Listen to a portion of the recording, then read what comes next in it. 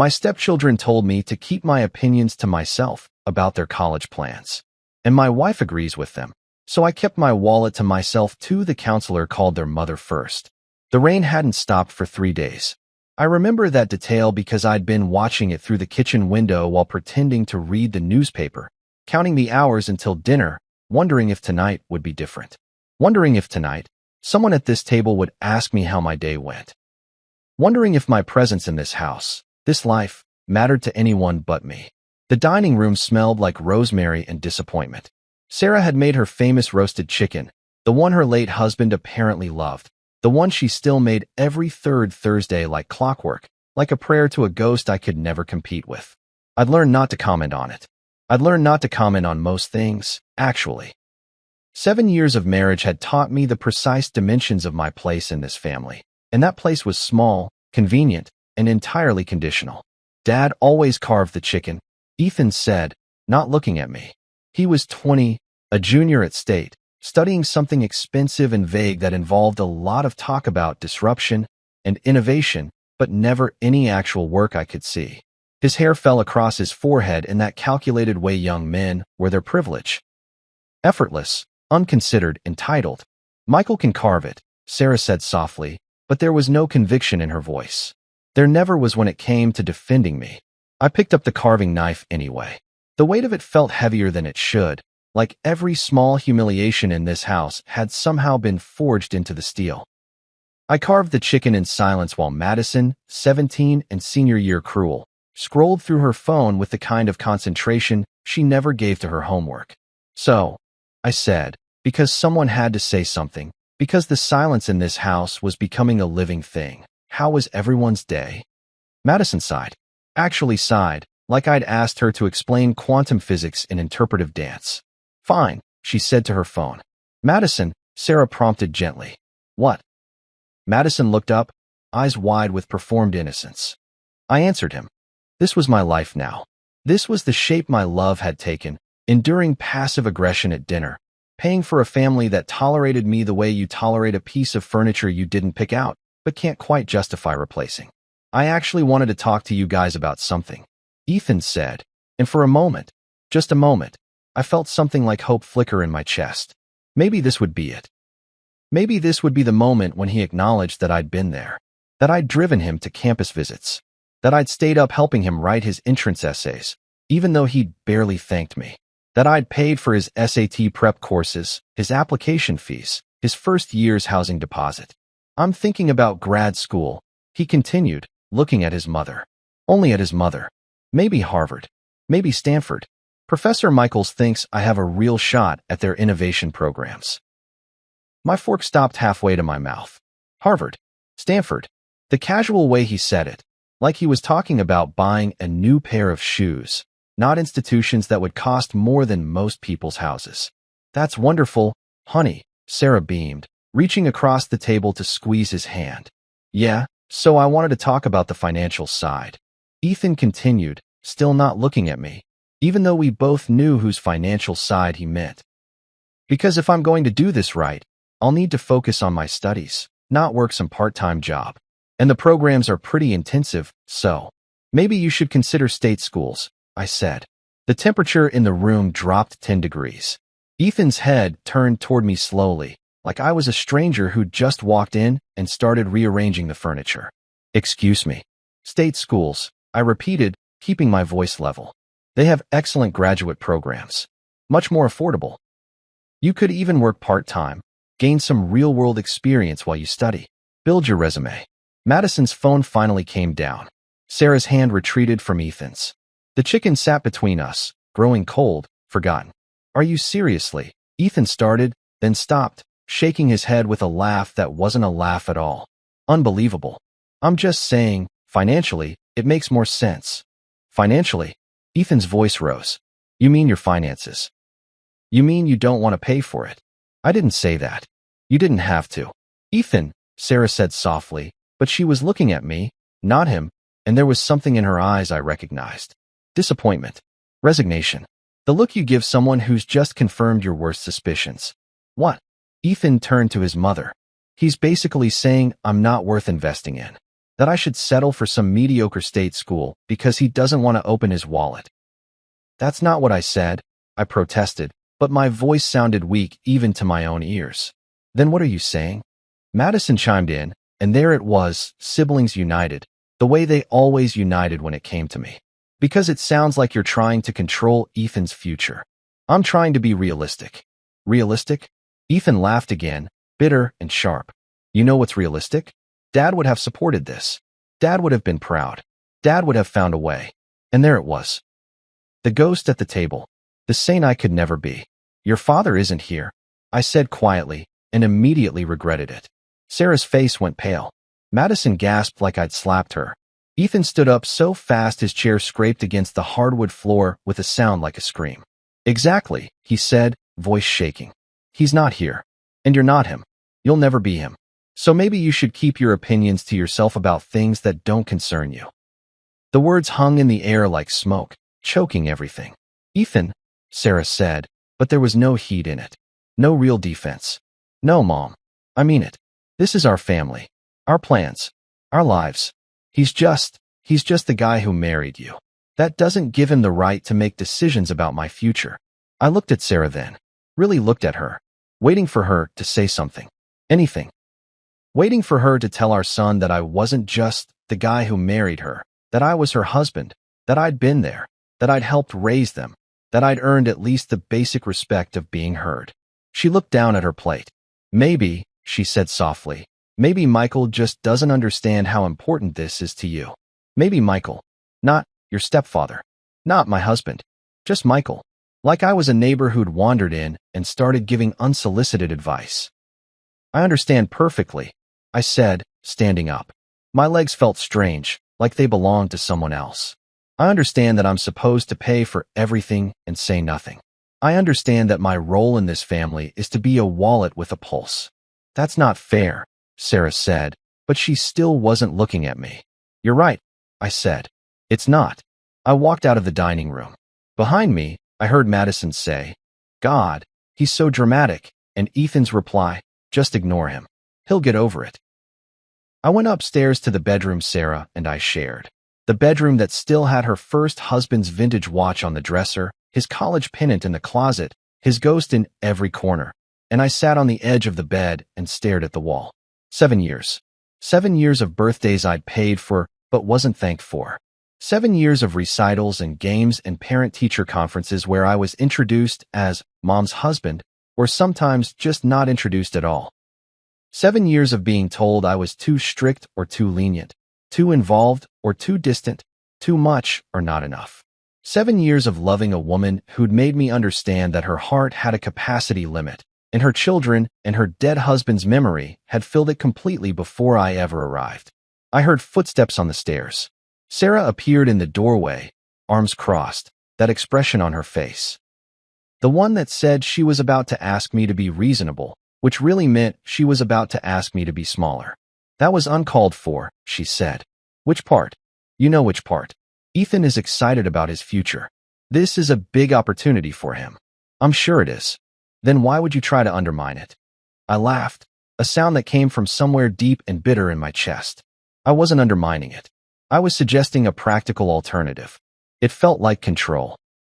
It felt like an opinion, which apparently I'm not allowed to have. Sarah sighed, that long-suffering sound that made me feel like a difficult child rather than her partner. You know that's not true, don't I? Michael. She came into the room, sat beside me on the bed, but didn't touch me. You have to understand, this is hard for them. You're not their father. I know that. Do you? Because sometimes it seems like you forget that you came into their lives when they were already formed. They had a father. A good father. You can't just expect them to. To what? Treat me with basic respect? Include me in decisions I'm expected to fund. That's not fair. You keep saying that. But you never explain how any of this is fair to me. Silence stretched between us like a chasm. Outside, the rain intensified, drumming against the windows like accusations. What do you want me to do? Sarah asked finally. I want you to have my back. Just once. I want you to tell your children that I'm part of this family too. That my opinion matters. That I'm not just an ATM with feelings you have to manage. She looked away. They didn't mean it like that. Yes, they did. They're just protective of their father's memory, of their future. You have to give them grace. And who gives me grace, Sarah? She didn't answer that. She never did. I'm going to sleep in the guest room tonight, I said quietly. Michael, I need some space to think. She nodded, stood up, and walked to the door. She paused there, hand on the frame, and for a moment I thought she might say something that mattered, something that chose me. They're good kids, she said instead. They just need time. Then she left, closing the door softly behind her, leaving me alone with the rain and the ghosts and the slowly crystallizing understanding that time wouldn't change anything. Because time hadn't changed anything in 7 years. Why would it start now? I didn't sleep that night. I lay in the guest room, the room that had become my retreat over the years, the place I went when I needed to remember I was still a person and not just a function in someone else's life. And I stared at the ceiling and did math. The kind of math that keeps you up at night. The kind of math that makes your chest tight and your hands shake. The kind of math that shows you, in stark black and white, exactly how much of yourself you've given to people who see you as optional. When dawn finally crept through the curtains, gray and reluctant, I got up and made coffee and opened my laptop at the kitchen table. The house was silent. Sarah and the kids were still asleep. It was just me and the fluorescent truth of spreadsheet cells, each one a small grave marker for a piece of my financial future. I created a new Excel file, named it 7 years. Then I started documenting Ethan's college expenses, tuition payments, $89,000, housing, $47,000, meal plans, $18,000, books and supplies, $6,500, emergency transfers, $12,000, study abroad program, $8,500, car insurance, $7,200, car repairs, $4,300, spring break trips, $3,800, fraternity fees, $6,000, laptop and electronics, $4,500, total, $206,800. I sat back from the keyboard. $206,000. More than $250,000 spent on a young man who'd just told me to keep my opinions to myself. But I wasn't done. Madison's expenses.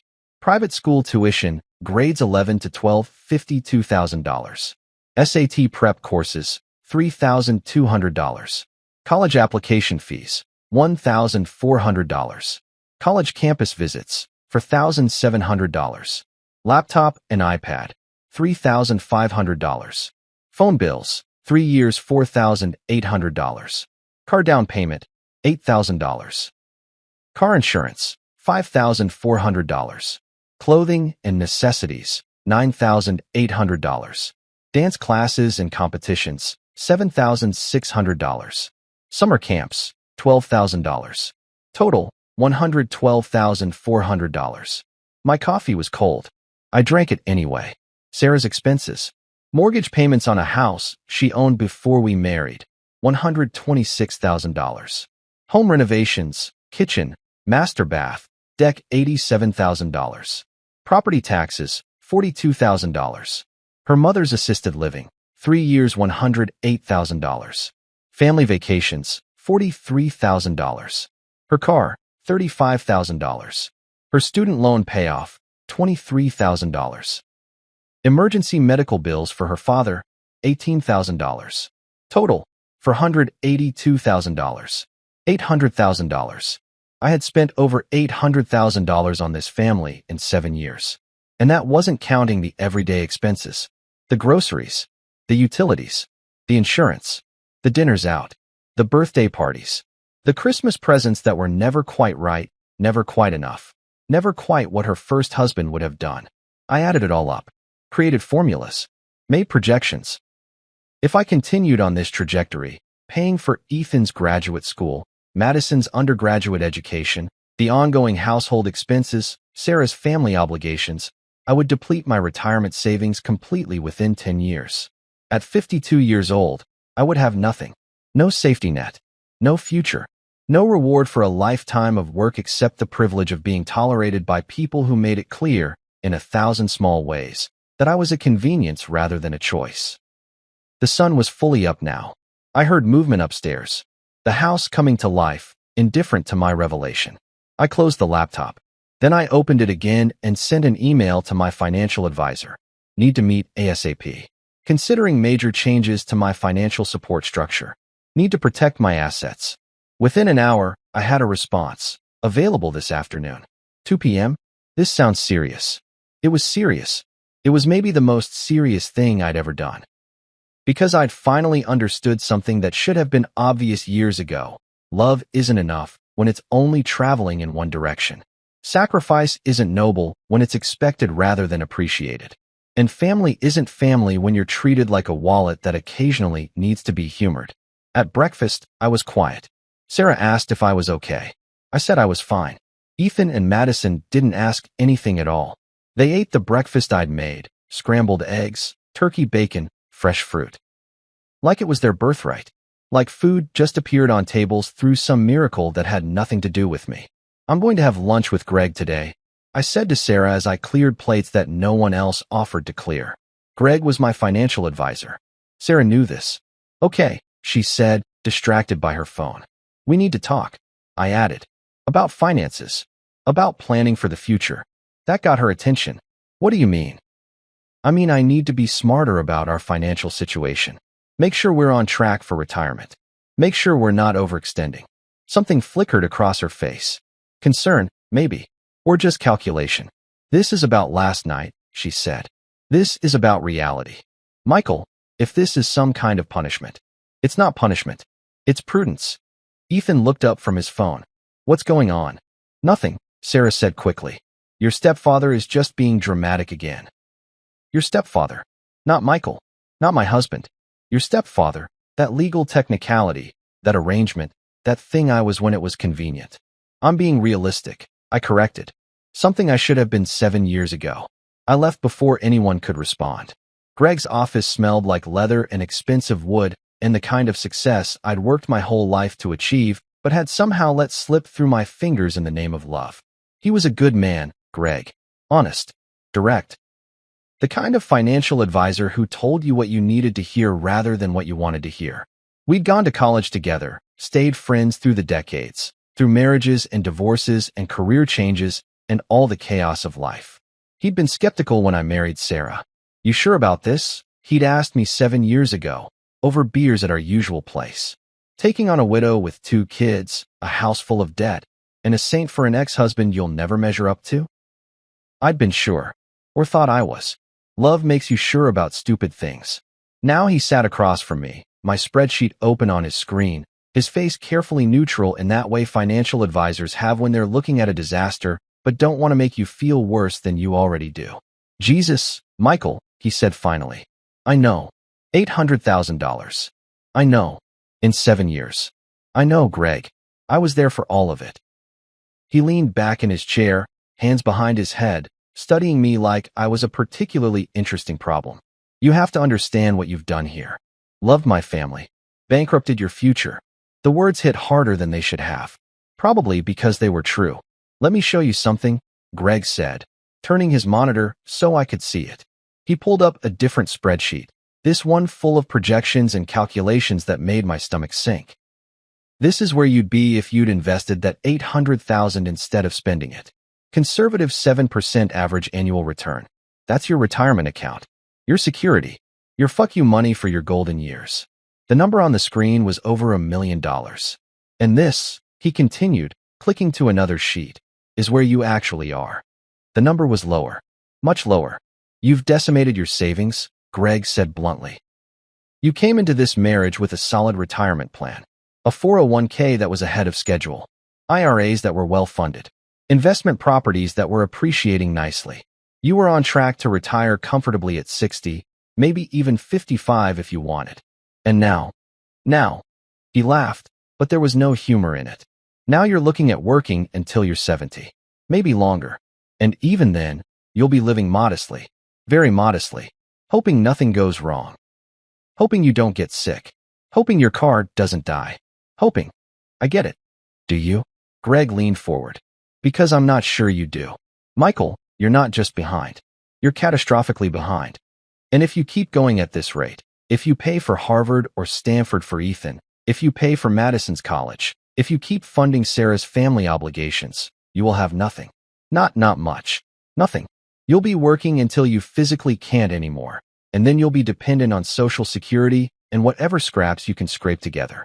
I felt something cold settle in my chest. Tell me what to do. Stop. Stop what? Everything. Stop paying for anything that isn't legally yours to pay for. That house. It's Sarah's house. She owned it before you married. You're not on the deed. Stop paying the mortgage. Stop paying for renovations. Stop paying property taxes on an asset you'll never own. But we live there. Then pay rent. A fair market rent. And have her pay the rest. It's her house, Michael. Her asset. Her responsibility. I started to object, but he held up a hand. The kids' education? Not your legal responsibility. They have a father's estate. Life insurance money. A college fund that Sarah had before you came along. You've been supplementing it, sure. But it's not your obligation. Not legally. Not morally. Not in any way that matters except that you've been guilted into it. They're family. Are they? Greg's voice was gentle but firm. Because from where I'm sitting, reading your emails over the years, hearing your complaints, seeing your face right now, they don't treat you like family. They treat you like a resource. The truth of it sat between us like a third person. What if I just scale back? I asked. Not stop completely, just reduce my contributions? Greg pulled up another spreadsheet. Show me what scaling back looks like. I thought about it. Maybe I pay half of Ethan's graduate school costs? That's still potentially $60,000 to $70,000 a year. Okay, then. I don't pay for grad school at all, but I keep covering what I'm covering now. Which is, I opened my banking app and showed him. The automatic transfers. The recurring payments. The money that left my account every month like clockwork, feeding a family that barely noticed I existed. Greg did the math. You're still not going to make it to a comfortable retirement. You're still going to be vulnerable. Still going to be one emergency away from financial disaster. Then what do I do? He closed all the spreadsheets and looked at me directly. You make a choice. Either you accept that you're going to work until you die, poor and exhausted, for the sake of people who don't appreciate it. Or you protect yourself. Draw boundaries. Stop being an ATM. Force them to respect you by respecting yourself first. They'll hate me. Do they love you now? I couldn't answer that. The silence was answer enough. Here's what I recommend, Greg said, pulling out a notepad. Immediate steps. First, separate your finances completely. No more joint accounts. No more automatic transfers. Every dollar you give them needs to be a conscious choice. I nodded, my hand moving to take notes. Second, stop paying for anything that isn't a shared, current household expense. Groceries, utilities, maintenance. You split these 50-50 with Sarah. Everything else, not your problem. She'll fight me on this. Let her. She's an adult with a job and assets. She can handle it. What about the kids? The kids are adults too, or nearly adults. They have their father's life insurance. They have Sarah's income. They have their own ability to work, to take loans, to make choices. You are not their father. You are not obligated to fund their dreams. It felt cruel when he said it like that, but it also felt true. Third, Greg continued, document everything. Every conversation about money. Every request. Every expectation. Keep records. Because if this goes where I think it might go, you'll need evidence. You think it's going to end? I think you're waking up. And when you wake up in a marriage like this, one of two things happens. Either everyone else wakes up too and things change, or you realize you've been sleeping next to people who prefer you unconscious. I left Greg's office with a plan. A real plan. Not a vague idea about doing better or standing up for myself. An actual, step-by-step strategy for protecting my future. But more than that, I left with clarity. For 7 years, I'd been telling myself a story. The story went like this. If I loved them enough, if I gave them enough, if I proved myself enough, they would eventually see me. Really see me. Accept me. Choose me. But that's not how it works. People don't respect what they don't pay for. People don't value what comes without cost. And people who love you don't make you beg for basic dignity. I sat in my car in Greg's parking lot for a long time, watching people come and go, living their lives, making their choices. The rain had finally stopped. The sun was out. Everything looked clean and new and possible. I drove to the bank. I opened new accounts. I transferred my direct deposit. I removed Sarah from my credit cards. I canceled automatic payments. I did all the boring, practical, necessary things that protect a person who's finally decided to protect themselves. It took 3 hours. 3 hours to undo 7 years of financial entanglement. When I got home, Sarah was in the kitchen, preparing dinner. The kids were upstairs. Everything looked normal. Everything looked like it always looked. "How was your meeting with Greg?" she asked, not looking up from the vegetables she was chopping. "Productive." "That's good." She didn't ask what we discussed. She never asked about my financial life unless it directly affected her. "Sarah, we need to talk." Something in my voice made her pause. She looked up, knife in hand, concern touching her features. "What's wrong?" "Nothing's wrong. I'm just making some changes." "What kind of changes?" "Financial ones. I'm separating our accounts, setting up new banking, making sure my retirement is protected." The knife came down on the cutting board with a thud. "You're what?" "I'm protecting my future." "Our future, really? Making sure we're both secure. By separating our finances?" Her voice rose. "What are you talking about? We're married." "I know, but I've been carrying the bulk of our expenses, and it's not sustainable. So from now on, we split things 50-50. Household expenses, utilities, groceries, everything shared gets split evenly. This is about last night. This is about 7 years. Michael, you're being ridiculous." "Am I?" "Because Greg showed me something today. He showed me that if I continue on the path I'm on, I'll have nothing when I retire." "Nothing. I'll be working until I die because I spent my entire retirement funding other people's lives." "Other people?" "I'm your wife. Those are your children. They're your children, Sarah. Your children who've made it abundantly clear that I'm not their father. That I'm just the guy who married their mother. The guy who should keep his opinions to himself and his wallet open." She stared at me. "You're punishing them." "I'm protecting myself. There's a difference. You're being petty." "I'm being smart. For the first time in 7 years, I'm being smart instead of desperate to be loved." That hit her. I saw it in her face. The recognition that I'd said something true, something we'd both been avoiding. "I do love you," she said quietly. "I know you do. In your way. The way you have room for, after everyone else gets their share." "That's not fair." "Sarah, you stood in that doorway last night and called me, maybe Michael, to your son. You didn't defend me. You didn't say I was part of this family. You suggested I just didn't understand. Because it's easier to make me the problem than to tell your children they're being disrespectful. They're protective. Of what? A memory? A trust fund? They're right to treat me like I'm optional." She opened her mouth, closed it, opened it again. "What do you want from me?" "I want you to choose me. Just once. I want you to tell your kids that I'm your partner, that I deserve respect, that they don't get to speak to me the way they did. I want you to mean it when you call this a family. And if I don't?"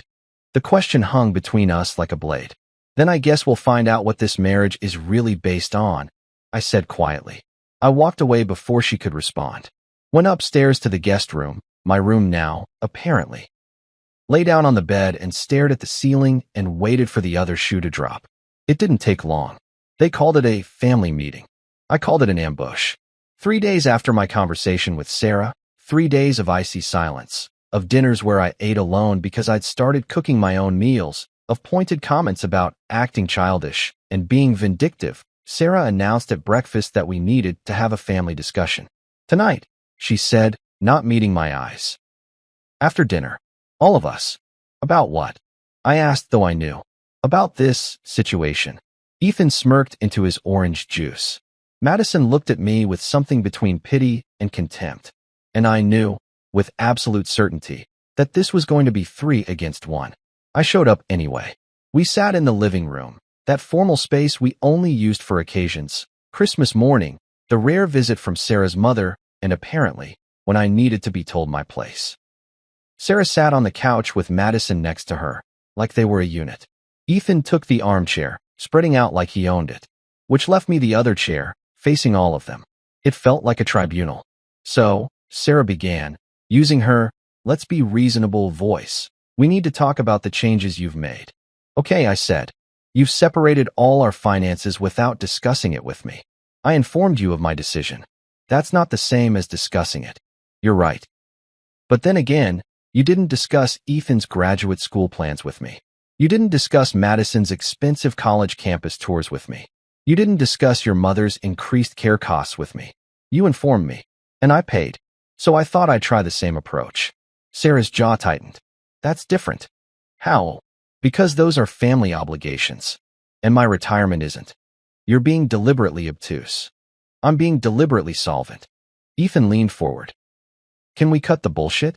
You're pissed because I told you to keep your opinions to yourself, so now you're punishing all of us. I looked at him, really looked at him. This young man I'd helped raise for 7 years. This young man whose college I'd largely funded, whose emergencies I'd solved, whose life I'd made significantly easier. And I saw nothing in his eyes but entitlement. You're right, I said calmly. I am keeping my opinions to myself now. And my wallet too. That's what you wanted, isn't it? That's not, he sputtered. You told me my opinion didn't matter because I'm not your father. So I accepted that. And if I'm not your father, then I'm not responsible for your future, either. That's logical, isn't it? You're being a child, Madison chimed in. Am I? Or am I finally being an adult? See, a child keeps giving and giving, hoping that eventually someone will notice. Hoping that eventually, love will be reciprocated. An adult recognizes when they're being used and stops participating. Used? Sarah's voice shook. Is that what you think? That we're using you? What would you call it, Sarah? I've spent over $800,000 on this family in 7 years. $800,000. And last night at dinner, when your son disrespected me, you called me, maybe Michael, and suggested I just didn't understand. So yes, I think I've been used. The number hung in the air. I watched them process it. That's not possible, Sarah said, but her voice was uncertain. I pulled out my phone, opened the file I'd shared to my cloud storage, and brought up the spreadsheet. Want to see the breakdown? I have receipts, bank statements, 7 years of evidence. You're tracking every dollar you've spent on us? Madison asked, and she sounded horrified, like I'd admitted to something shameful instead of just basic financial record keeping. A financial advisor tracks expenses. That's normal. What's not normal is one person funding an entire family's lifestyle while being treated like they're optional. That's not fair, Sarah said. You keep saying that, but you never explain what would be fair. Is it fair that I've depleted my retirement? Is it fair that I work full-time to pay for a house I don't own? Is it fair that your children speak to me with contempt and you defend them? Silence. Here's what's going to happen, I continued, and my voice was steady, clear, calm. The voice of a man who'd finally found his spine.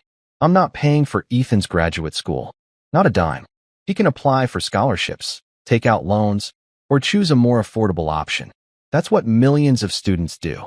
He'll survive. You're being cruel, Ethan said. I'm being realistic. The thing you accused me of not being. Michael, Sarah started, but I held up a hand. I'm not paying for Madison's college either. You have a college fund from your first husband's life insurance. Use it. If it's not enough, she can work. She can take loans. She can make choices. But I'm not funding it. So you're abandoning them, Sarah said, and there were tears in her eyes now. I'm not their father. Remember? Ethan made that very clear. And you agreed. I didn't. You did. By your silence. By your refusal to defend me. By calling me maybe Michael, like I'm some uncertain variable in an equation instead of your husband. You're being unfair, Madison said. Life is unfair, I replied. You're learning that now. Consider it a valuable lesson. Jesus Christ, Ethan muttered. This is insane. No, I said. Insane was me thinking that if I just loved you all enough, sacrificed enough, gave enough, you'd eventually respect me. That was insane. This is sanity. This is self-preservation. Sarah was crying now. Real tears, not the manipulative kind. I'd learned to tell the difference over the years. These were tears of genuine distress, of a world tilting in a direction she didn't expect. What do you want? She asked. What do you want from us to make this right? And that was the question, wasn't it? The question I'd been asking myself for 3 days. What did I want? An apology? That would be meaningless without change. Gratitude? You can't force genuine appreciation. Love? You can't negotiate for love. I want respect, I said finally. I want to be treated like a full member of this family. I want my opinion to matter. I want Ethan to apologize for disrespecting me and to mean it. I want Madison to acknowledge that I've been there for her. I want you, Sarah, to defend me to your children instead of defending them to me. I want to feel like I'm chosen, not just convenient. That's not reasonable, Ethan said. Why not? Because you're asking us to pretend you're our father when you're not. I'm not asking you to pretend anything. I'm asking you to treat me with the same basic respect you'd give any adult who's invested in your life. Would you speak to a teacher this way? A coach? A boss? Your actual father's friend? No, you wouldn't, because you know it's wrong. But you do it to me because you know you can get away with it. More silence. Here's the deal, I said, standing up. I'm going to keep my finances separate. I'm going to pay exactly half of our shared household expenses. I'm going to stop funding anyone's dreams but my own. And we're going to see what this family is really made of. You're giving us an ultimatum, Sarah said. I'm giving you a choice. You can decide I'm worth respecting, or you can decide I'm not. But you can't decide that I'm worth my money but not my dignity. Those days are over. I walked out of the room. Behind me, I heard Ethan.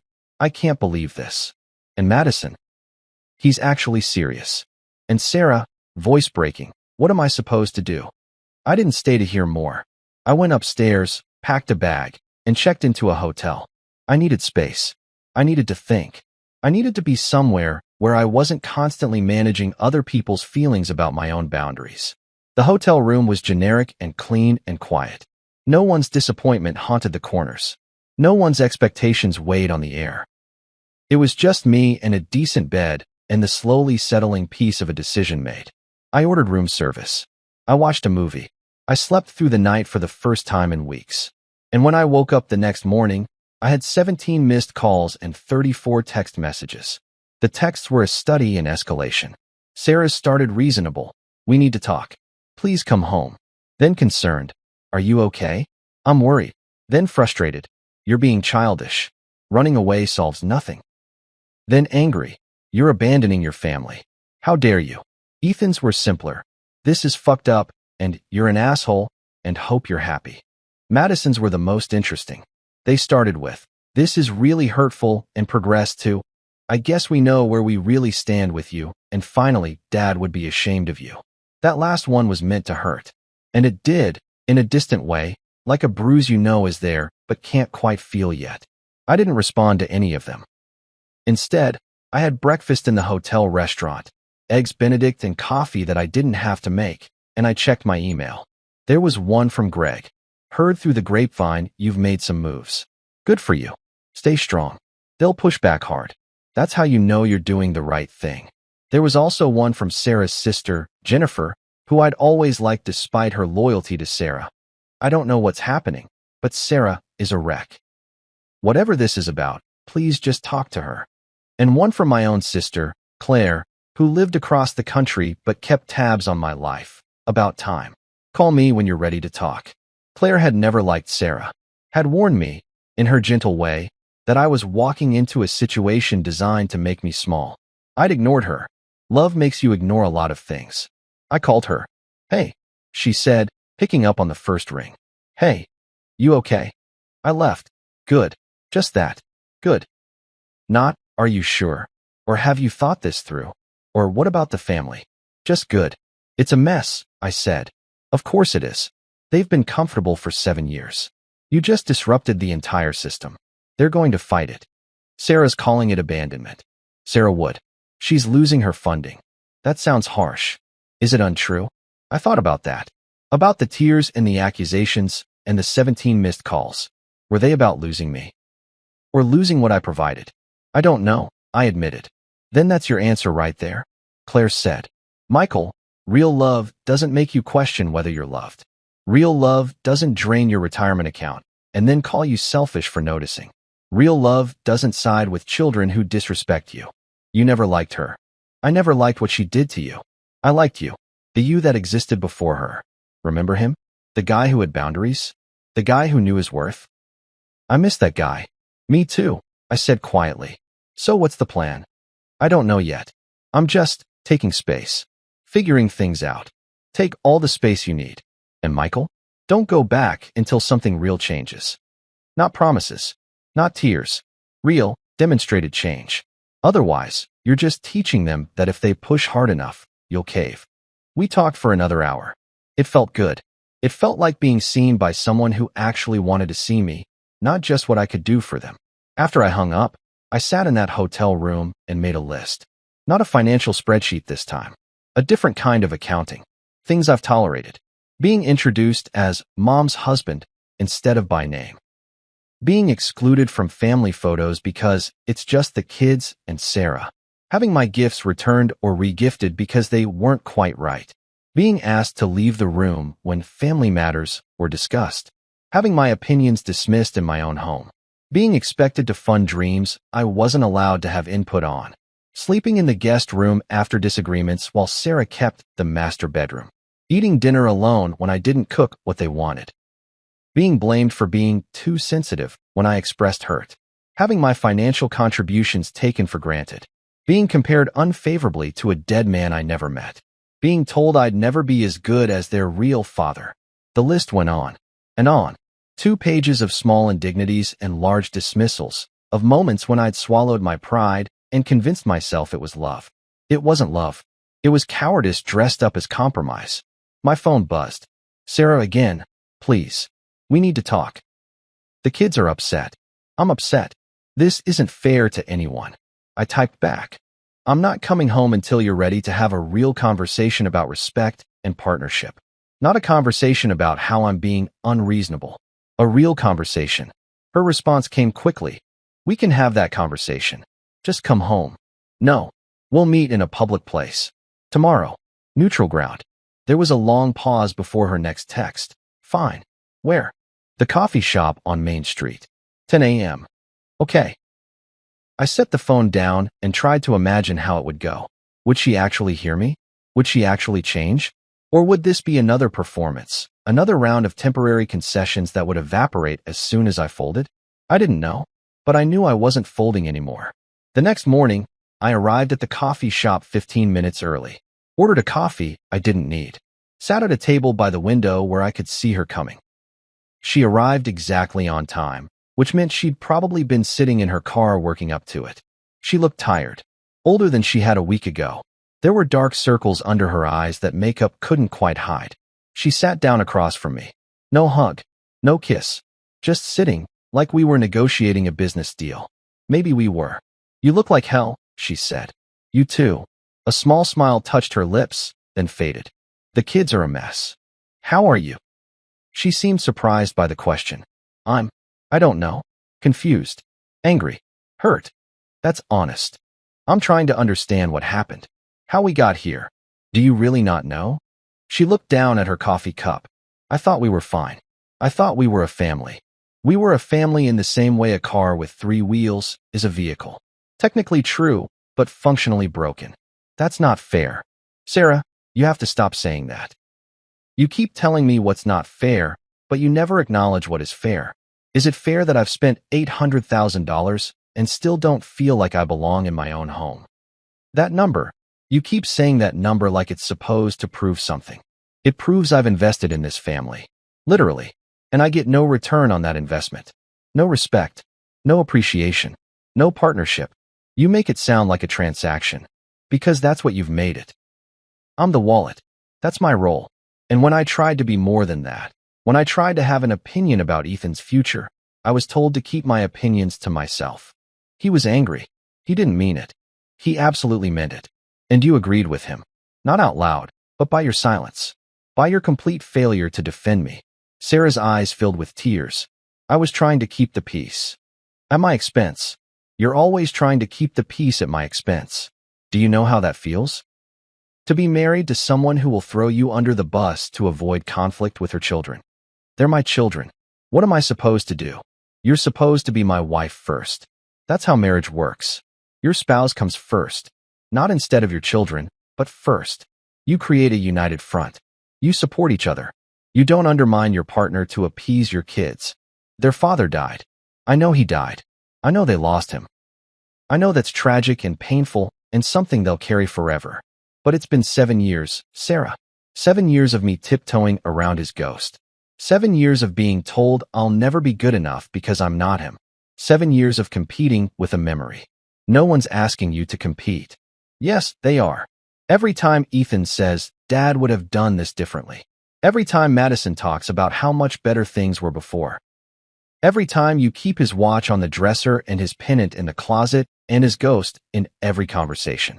You're all asking me to compete with a saint, and I can't win. No living, flawed human can compete with a perfect memory. She was fully crying now. I loved him. I know you did. And I love you. Do you? Or do you love what I provide? That's cruel. It's an honest question. If I stopped paying for everything tomorrow, if I had nothing to offer but myself, would you still want me here? She didn't answer. The silence stretched between us like a canyon. That's what I thought, I said softly. Michael, please. Don't do this. I'm not doing anything. I'm just finally being honest about what this is. And what is it? It's a marriage of convenience. You get financial security and help with your kids. I get to pretend I'm part of a family while slowly going bankrupt and losing my dignity. That's not, she stopped. Looked away. Is that really how you feel? Every single day. We sat in silence for a long time. Around us, the coffee shop hummed with life. People laughing. People working. People existing in relationships that maybe worked better than ours. What do you want? Sarah asked finally. What would make this right? I want you to choose me. Not just say you choose me. Actually choose me. In front of your kids. In moments of conflict. In every small daily way that matters. I do choose you. No, you don't. You choose peace. You choose avoiding conflict. You choose whatever path makes your life easiest in the moment. And I'm tired of being sacrificed on the altar of your comfort. So what? You want me to what? Be mean to my kids. I want you to set boundaries with them. I want you to tell them that disrespecting me is not acceptable. I want you to make it clear that I'm your partner and I deserve respect. I want you to stop treating me like I'm a guest in my own life. And if I do that, you'll come home, you'll pay for their education again. And there it was. The real question. The calculation behind the tears. No, I said. Her head snapped up. What? No. Those days are over regardless. My financial boundaries stay in place. I'm protecting my retirement. I'm protecting my future. Whether you respect me or not, that doesn't change. Then what's the point of this conversation? The point is to see if there's anything left to save in this marriage besides a financial arrangement. She stared at me. You've already made up your mind. I've made up my mind about my finances. I haven't made up my mind about us. That depends on you. On me? You're the one who left. You're the one who cut us off. You're the one who's destroying this family. I'm the one who's finally refusing to be destroyed by this family. There's a difference. She stood up abruptly. I can't do this right now. Okay. Are you coming home? Not yet. When I see real change. Not promises. Change. You're impossible, she said, and walked out. I sat there alone, finishing my coffee, watching people through the window. Sarah stood by her car for a long time before getting in. She sat there for even longer before driving away. I didn't feel triumphant. I didn't feel vindicated. I just felt tired. But I also felt something else. Something I hadn't felt in years. I felt like myself. 3 weeks passed. 3 weeks of living in that hotel room, of establishing a new routine, of slowly remembering what it was like to make decisions based on what I wanted rather than what everyone else needed. I went to the gym regularly. I read books I'd been meaning to read for years. I had dinner with friends I'd neglected because family obligations always came first. I slept through the night without tension in my shoulders. I started to understand something crucial. I'd been so busy trying to earn a place in their family that I'd forgotten I was allowed to have my own life. The texts from Sarah became less frequent, more resigned. She'd cycle through anger, you're being selfish, manipulation, the kids really miss you. And occasionally something that felt like real reflection, maybe you're right about some things. Ethan sent me one message. This is really screwed up, what you're doing. I responded, I agree. It's screwed up that I had to cut myself off financially for anyone to notice I was a person. Think about that. He didn't respond. Madison was more interesting. After 2 weeks of silence, she sent, Can we talk? Just you and me. I agreed to meet her for coffee. Different coffee shop. Neutral ground.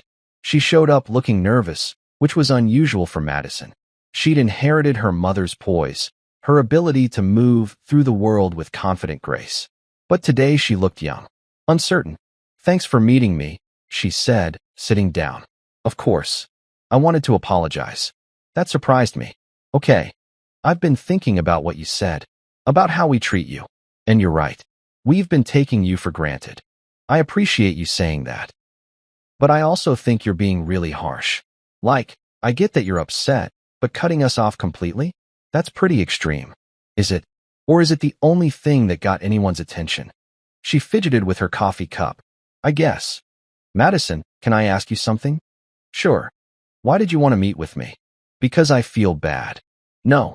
The real reason." She looked down. "Because I'm applying to colleges and I don't know how I'm going to pay for it." And there it was. The truth under the apology. You're not apologizing because you realize you were wrong. You're apologizing because you need something from me. That's not. It is.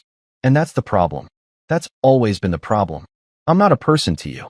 I'm a resource, a means to an end. And when the resource dries up, suddenly everyone wants to have a conversation about respect. That's not fair. That phrase. You all use that phrase. That's not fair. But you know what's not fair?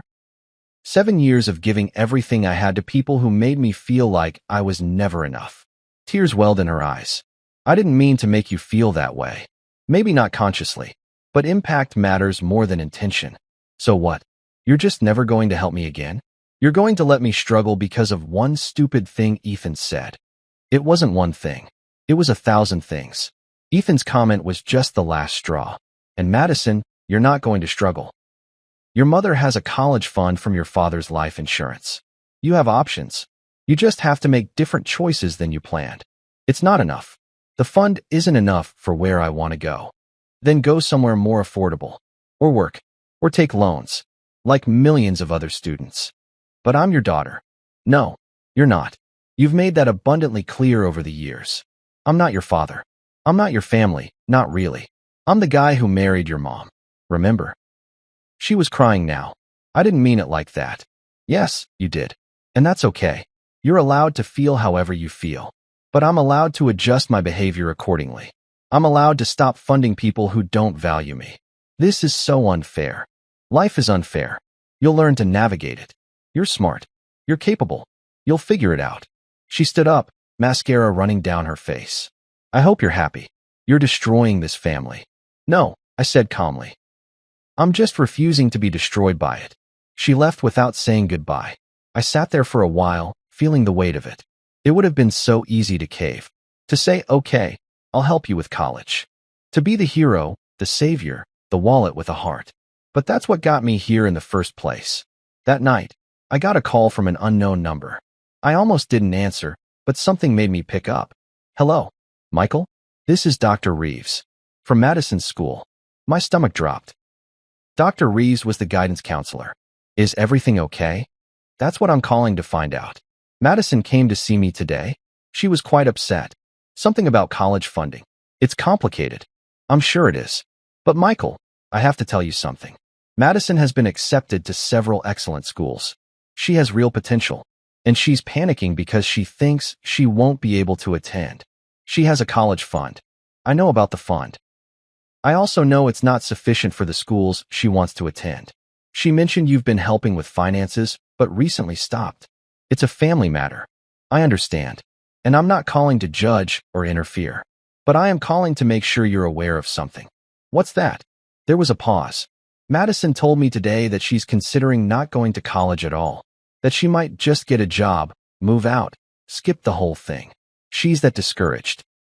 My chest tightened. She said that. Yes. And Michael, I've worked with this family since Madison was a freshman. I know the history. I know about their father. And I know you've been. Well, you've been there. More than there. I've seen the financial aid forms. The payment confirmations. You've been funding a lot. That's over now. Can I ask why?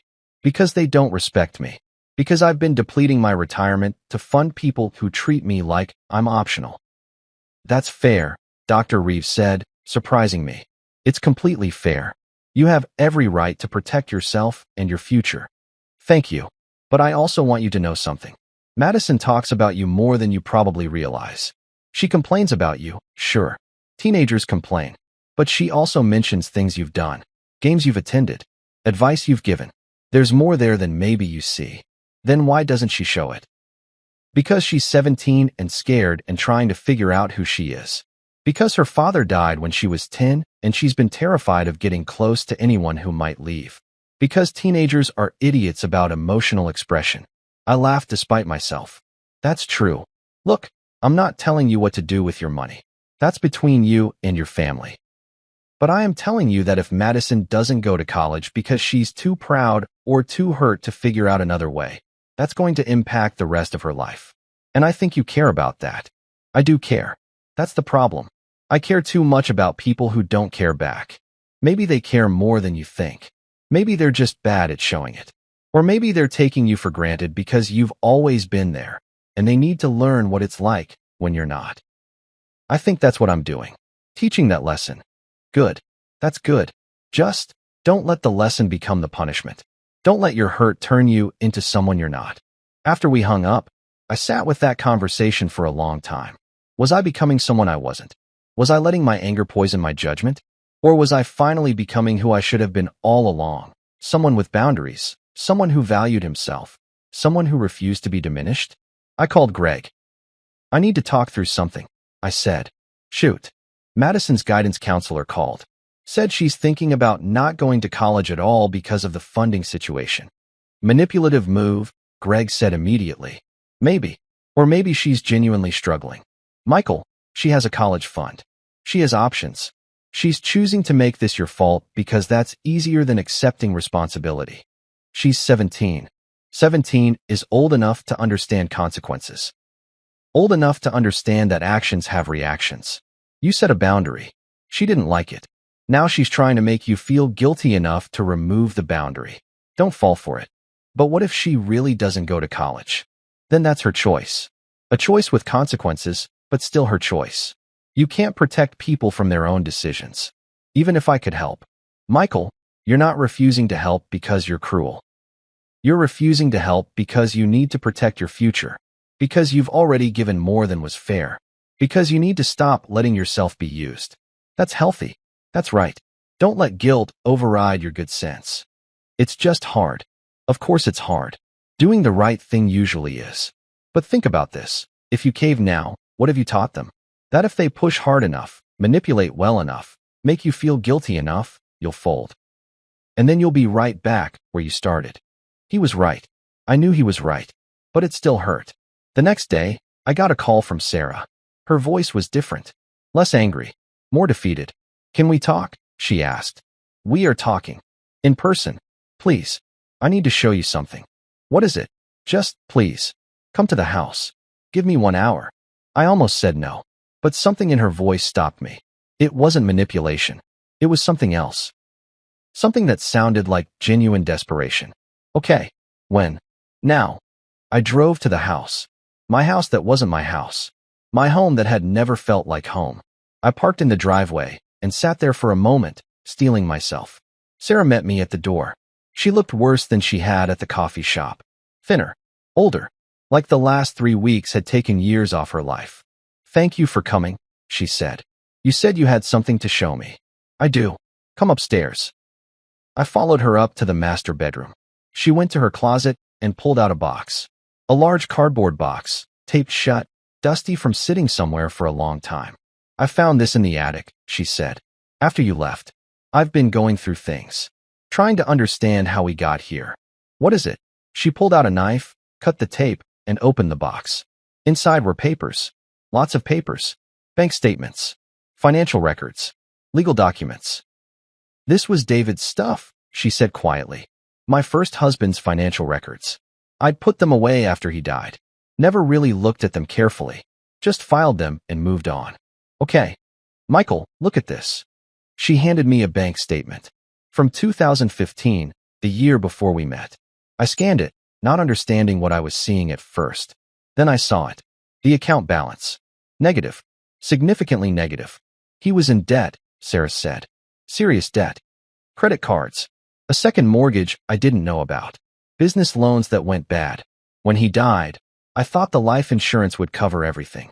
And it did cover everything. Because there was nothing to cover. No savings. No investments. Just debt and more debt. I looked at more papers. Credit card statements with balances in the tens of thousands. Collection notices. Lawyer letters. I didn't know, Sarah said, and she was crying. I swear to God, Michael, I didn't know while he was alive. He kept it from me. Told me everything was fine. And then he died, and I found out we were broke. Worse than broke. Sarah, the college funds, the life insurance, all of it went to paying off his debts. There was nothing left. Nothing.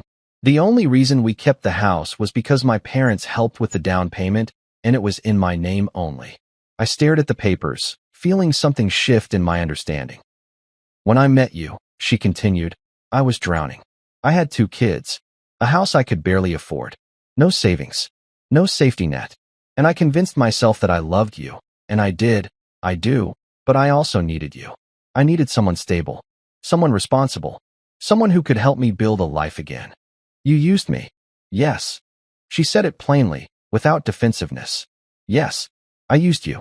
Not consciously at first, but over time, I let you shoulder everything because it was easier. Because you were willing. Because I was so tired of struggling. And the kids. They don't know. They don't know any of this.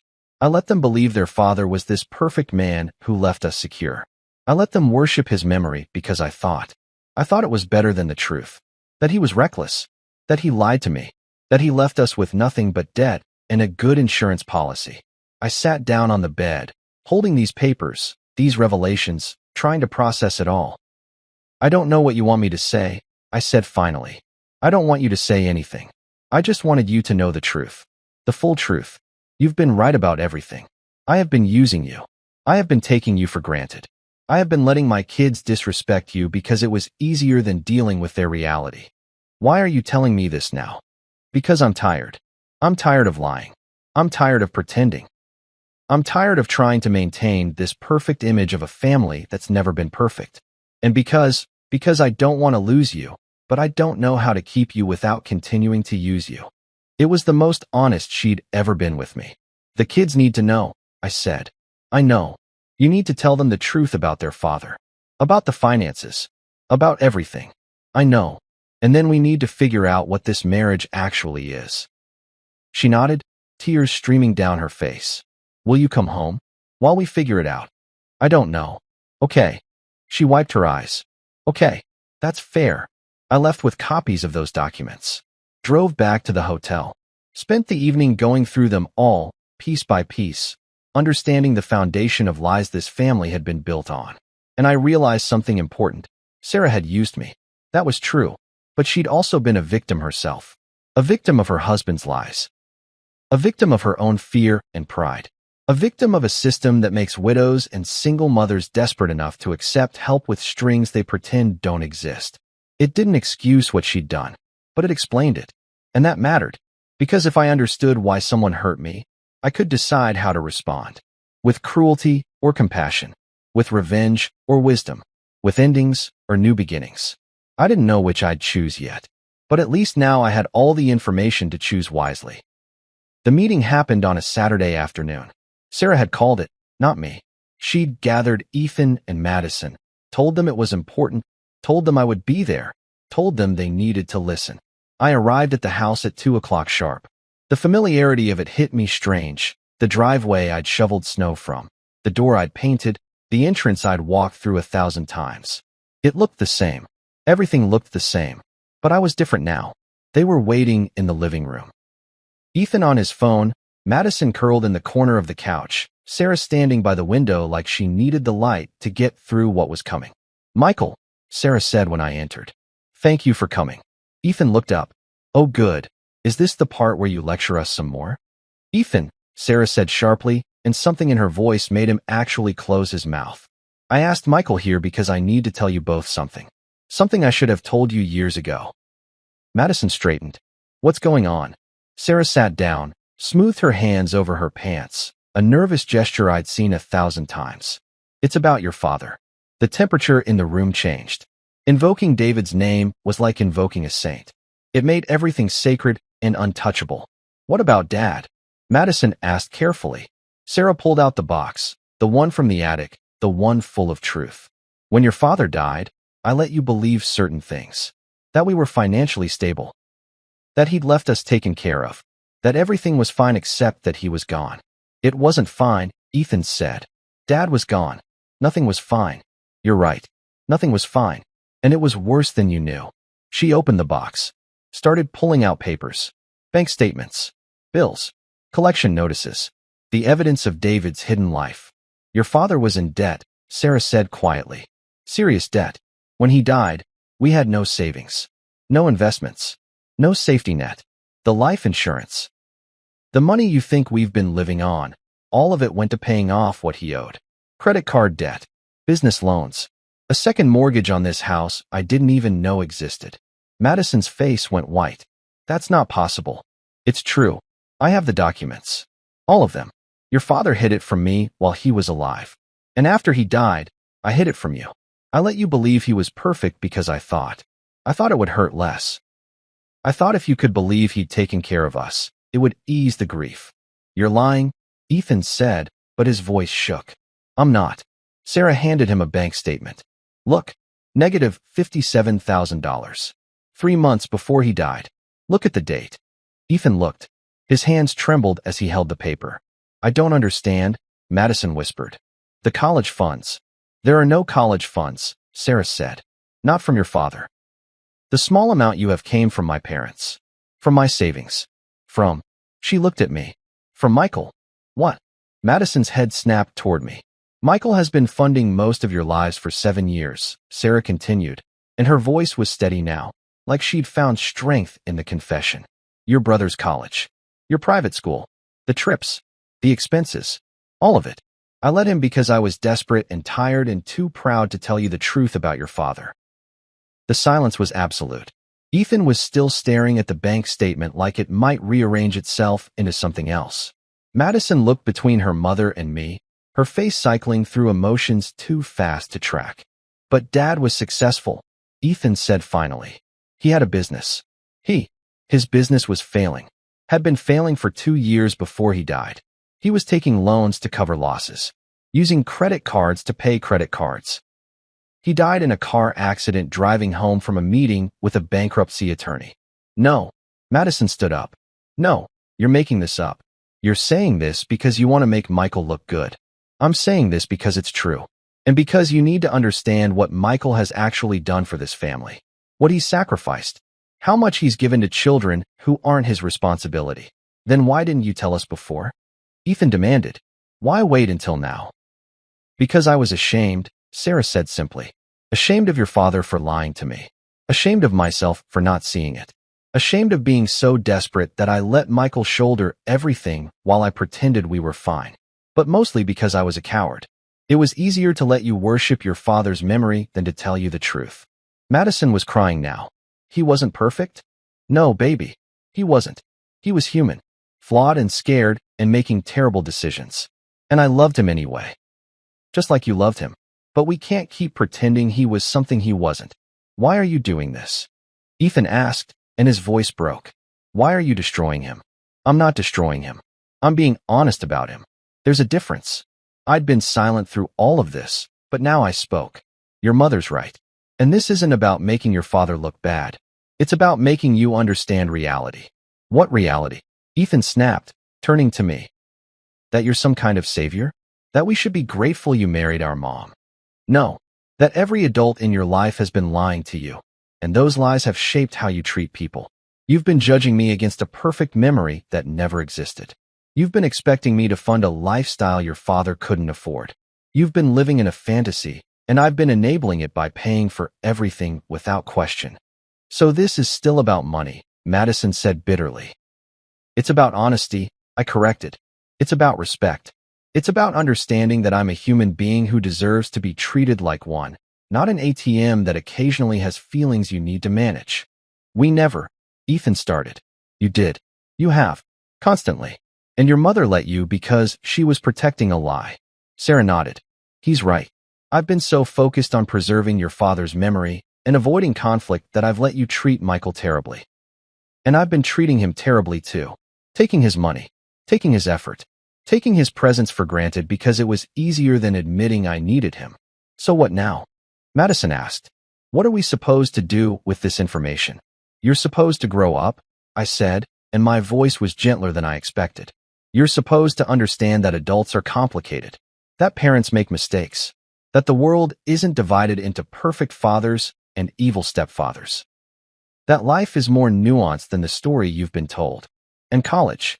Ethan asked. You're still not paying? No, I'm still not paying. You have options.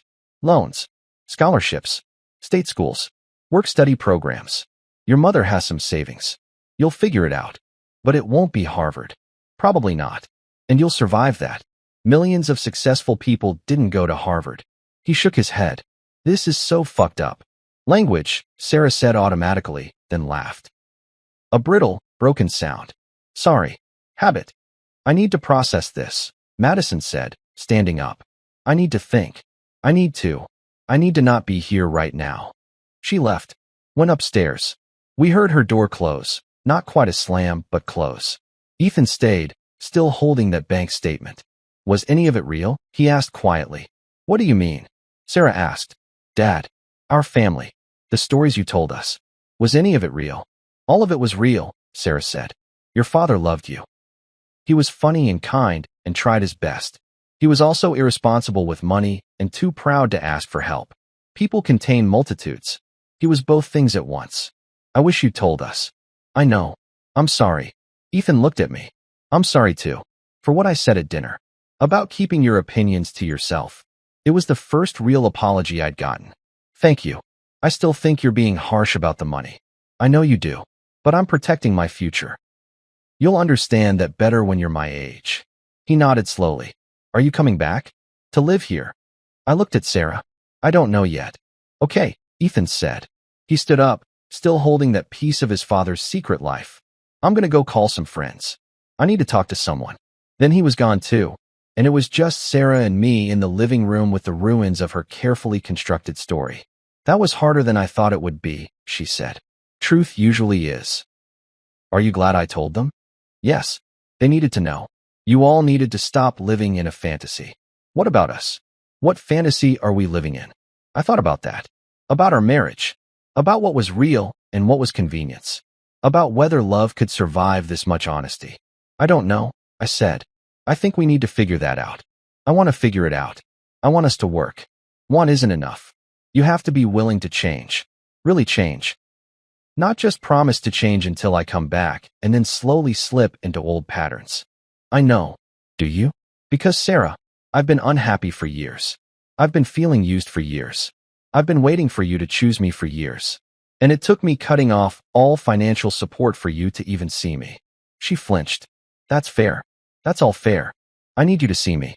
Not as a provider. Not as a safety net. Not as someone who makes your life easier. As a person. As your partner. As someone whose feelings matter as much as your kids' feelings. I want to. I do. But I don't know how. I've been a mother for so long. It's like I forgot how to be a wife. Then maybe we need counseling. Real counseling. Not just talking. Actual professional help to rebuild this marriage from scratch. Okay. Yes. Whatever it takes. I studied her. Tried to see past the tears and the desperation to the woman I'd fallen in love with. Was she still there? Had she ever really been there? I'm not coming home yet, I said. I understand. But I'm not saying I won't ever come home. I'm just saying we need to rebuild trust. We need to rebuild respect. We need to rebuild everything from the foundation up, and that takes time. How much time? As much as it takes. She nodded, wiping her eyes. I can accept that. And Sarah? The kids need therapy too. All of you do. Dealing with this news about David, dealing with the changes in the family dynamic. You can't just move forward without processing it. You're right. I'll make appointments. Good. I stood to leave. Sarah stood too. Michael, she said as I reached the door. Yeah. Thank you. For everything. I know I didn't say it before. I know I took it for granted. But thank you. For trying. For caring. For being there even when we made it impossible. It was the first time in 7 years she'd thank me like she meant it. You're welcome, I said. I left the house and drove back to the hotel. But this time, the leaving felt different. Not like running away. Not like escape. like space, like breathing room, like the beginning of something that might eventually become healing. 2 months passed. 2 months of individual therapy for me, of couples counseling with Sarah, of family sessions that were awkward and painful and occasionally productive. 2 months of slowly rebuilding something that might eventually resemble a functional relationship. I still hadn't moved back into the house. I'd gotten an apartment instead, a one-bedroom place downtown with floor-to-ceiling windows and absolutely no ghosts. It was mine, fully mine, and that mattered more than I'd expected. Sarah visited sometimes. We went on actual dates, dinner, movies, walks in the park like we were courting again. Figuring out who we were without the weight of family obligation and financial entanglement pressing down on every interaction. The kids were adjusting. Madison had gotten into 3 good state schools and was actually excited about her choice. Ethan had gotten a job and was taking a gap year to save money and figure things out, which apparently meant what it always meant for 20-year-olds, working at Starbucks and having an existential crisis. It wasn't perfect, but it was honest. And honest felt revolutionary after 7 years of pretending. I was at my apartment one Tuesday evening, reading a book, actually relaxing for the first time in forever, when my phone rang. Unknown number. I almost didn't answer. Hello, Mr. Reynolds? This is Patricia Chun. I'm a counselor at State University. My stomach dropped. State, where Ethan had gone before his delusions of Harvard. Is Ethan okay? Oh yes, he's fine. I'm not calling about Ethan, actually. I'm calling about Madison. Madison? Yes. She listed you as a parent contact on her enrollment forms. I hope that's okay. Something warm bloomed in my chest. Parent contact. Not mother's husband. Not step-parent. Just parent. That's fine. What's going on? Well, Madison came to see me this week. She's having some trouble adjusting to college life, which is totally normal. But she also mentioned some family financial stress, and I wanted to reach out to make sure she has the support she needs. What kind of support? She's worried about covering her expenses. She has loans and some savings. But she mentioned that the financial situation at home has changed recently, and she's stressed about making ends meet. I see. She seems very determined not to ask for help. She said she needs to figure it out herself. Which I admire, but I also want to make sure she's not struggling unnecessarily. I thought about Madison. Proud, stubborn Madison, who'd rather suffer than admit she needed something. What exactly is she struggling with? Books, mostly. She tried to buy used, but several of her classes require new editions with online access codes.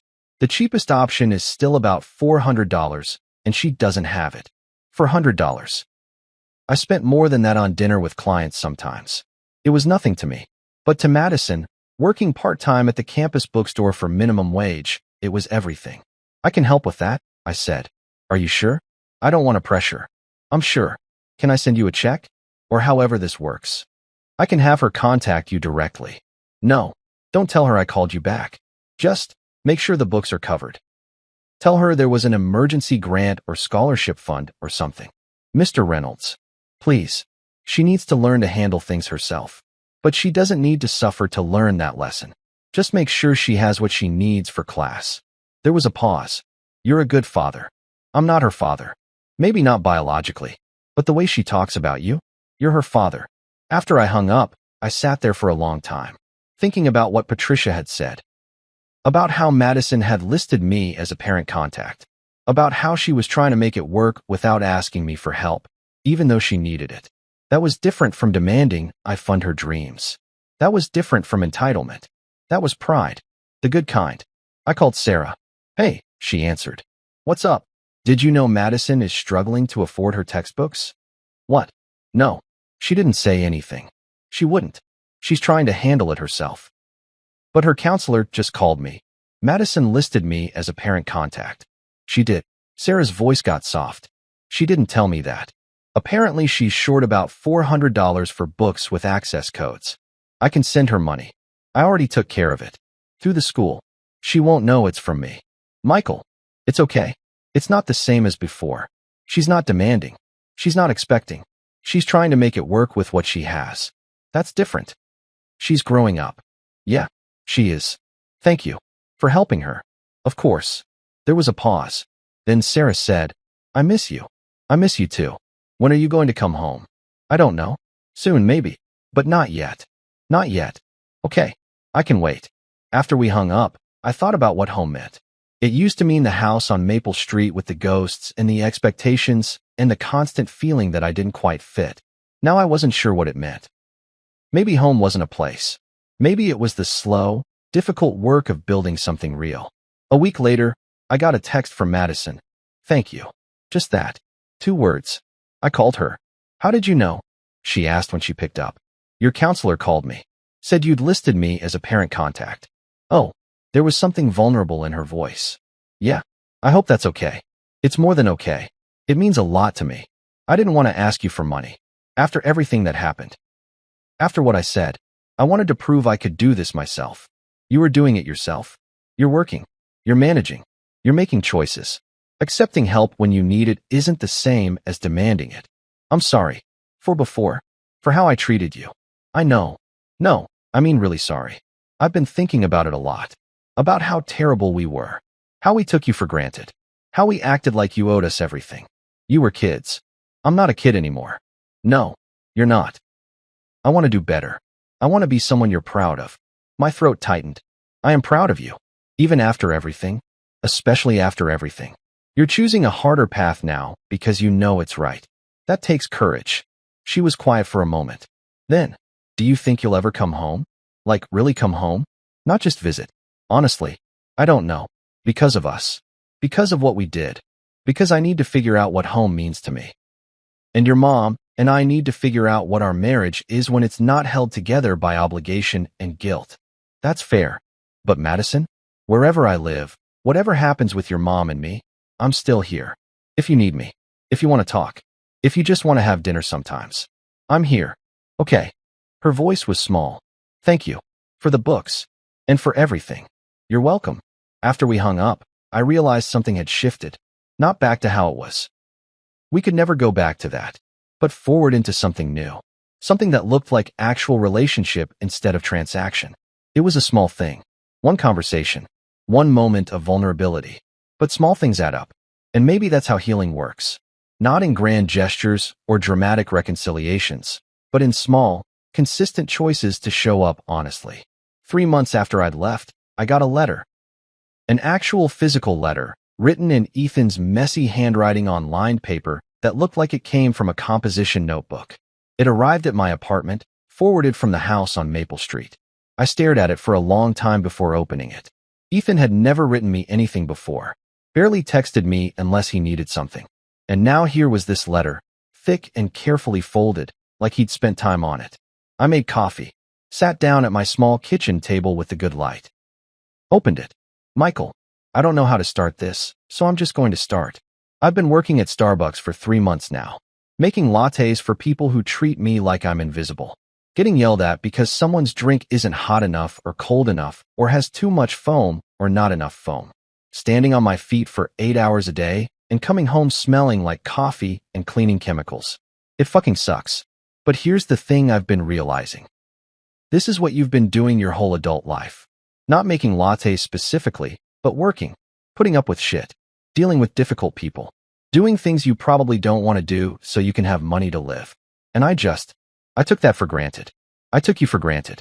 All those years you were paying for my college, for my housing, for my emergencies, which let's be real, weren't emergencies, they were me being irresponsible. I thought it was just like something adults did. Like money just appeared and it was my right to have it. But it doesn't appear. You earned it. Every dollar I spent on stupid shit was a dollar you worked for. A day of your life you gave up. And I never thought about that. I never thought about you at all. Really. Mom told us about Dad. About the debt. About how he lied to her. About how when he died, there was nothing. I've been angry about that for weeks. Angry at him for lying. Angry at Mom for not telling us. Angry at the whole situation. But mostly I've been angry at myself. Because I stood at that dinner table and told you to keep your opinions to yourself. I called you just the guy who married Mom. I acted like you were nothing. And all the while, you were the only person keeping us afloat. My real dad. The one I've been holding up as this perfect example. He couldn't manage money to save his life. Literally. He died leaving Mom with nothing but debt and 2 kids to raise. And you came in and fixed all of that. You took care of us when you didn't have to, when we weren't even nice to you. I've been thinking about why I was such an asshole to you. I think it's because accepting you meant admitting Dad was really gone. Like, if I acknowledged you were important, I was betraying Dad's memory somehow. Plus, it's easier to hate you than to deal with grief. But that's not fair. None of it is fair.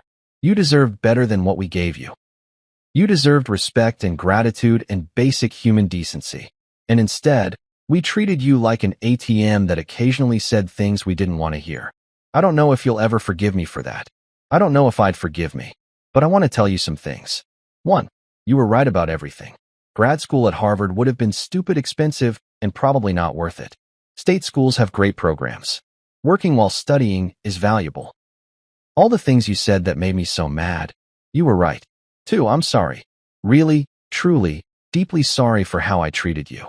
For what I said. For taking you for granted. For never thanking you. For acting like you owed me something when you didn't owe me anything. 3. I'm trying to do better. I'm learning how money works. How hard it is to earn. How easy it is to spend. How scary it is to not have enough. I'm budgeting now. I'm saving. I'm making different choices. 4. I miss you. Not just the money stuff. I miss talking to you. I miss your advice, even when I didn't want to hear it. I miss having you around. 5. I understand if you don't want to come back. I understand if we broke something that can't be fixed. But I want you to know that if you do come back, I'll be different. I am different. I'm not the spoiled kid who thought Harvard was his birthright. I'm just me, trying to figure out how to be an adult, how to be a decent person. Mom's been different too. She's in therapy. She talks about Dad honestly now, the good and the bad. She talks about how she used you, how she wasn't a good partner. She's trying. Madison's good. She's at school, doing well. She calls more now. Talks to Mom about classes and friends and normal stuff. She mentioned you the other day, said you helped her with something, but wouldn't say what. She's trying too. We're all trying. But it's not about trying to get you back so things can go back to normal. It's about trying to be better people, whether you're here or not. I know this is a long letter. I know it doesn't fix anything, but I wanted you to know. I wanted you to understand that I see you now, really see you. And I'm ashamed it took all this for me to open my eyes. You were my stepfather, but you were also more than that. You were the person who showed up, who tried, who cared even when we made it impossible. Thank you for that. Thank you for everything. Ethan. P.S. There's no pressure here. You don't have to respond. You don't have to do anything. I just wanted you to know. I read the letter 3 times. Then I sat at that table and cried. Not from sadness. From something else. Something that felt like release. Like 7 years of holding my breath and finally being allowed to exhale. He saw me. They saw me. It had taken everything falling apart for them to see me, but they finally did. I called Sarah. I got Ethan's letter. I said. He spent a week writing it. Threw away like 6 drafts. It's good. It's really good. He meant every word. I know. There was a pause. Then Sarah said, we're not expecting anything from you. The letter, the counseling, the changes, we're doing them because we should. Because we want to. Not to manipulate you into coming back. I know that too. Do you? Because I need you to know. This isn't a negotiation. This isn't us performing until you fold. This is us actually changing. I believe you. Yeah. Yeah. So what now? Now I think about it. I sit with everything. I figure out what I want. And what do you want? I thought about that question. What did I want? I wanted respect. I had that now. Or at least the beginning of it. I wanted to be seen. I was seen now. I wanted to be chosen. And maybe, I finally was. But more than any of that, I wanted to be sure. Sure that this was real. Sure that it would last. Sure that I wasn't just getting sucked back into a system that would slowly crush me again. I want more time. I said finally. I want to keep doing the counseling. Keep building this slowly. Keep seeing real change, not just promised change. Okay, we can do that. And Sarah, I want you to understand something. Even if I come back, it won't be the same. I won't be the same. I can't go back to being the person who pays for everything and says nothing. That version of me is gone. I know. I don't want that version back. I want the version who stands up for himself, who has boundaries, who's honest even when it's hard. You say that now. I mean it now. And I'll prove it by meaning it tomorrow and next week and next month. After we hung up, I pulled out paper and a pen. Started writing a response to Ethan.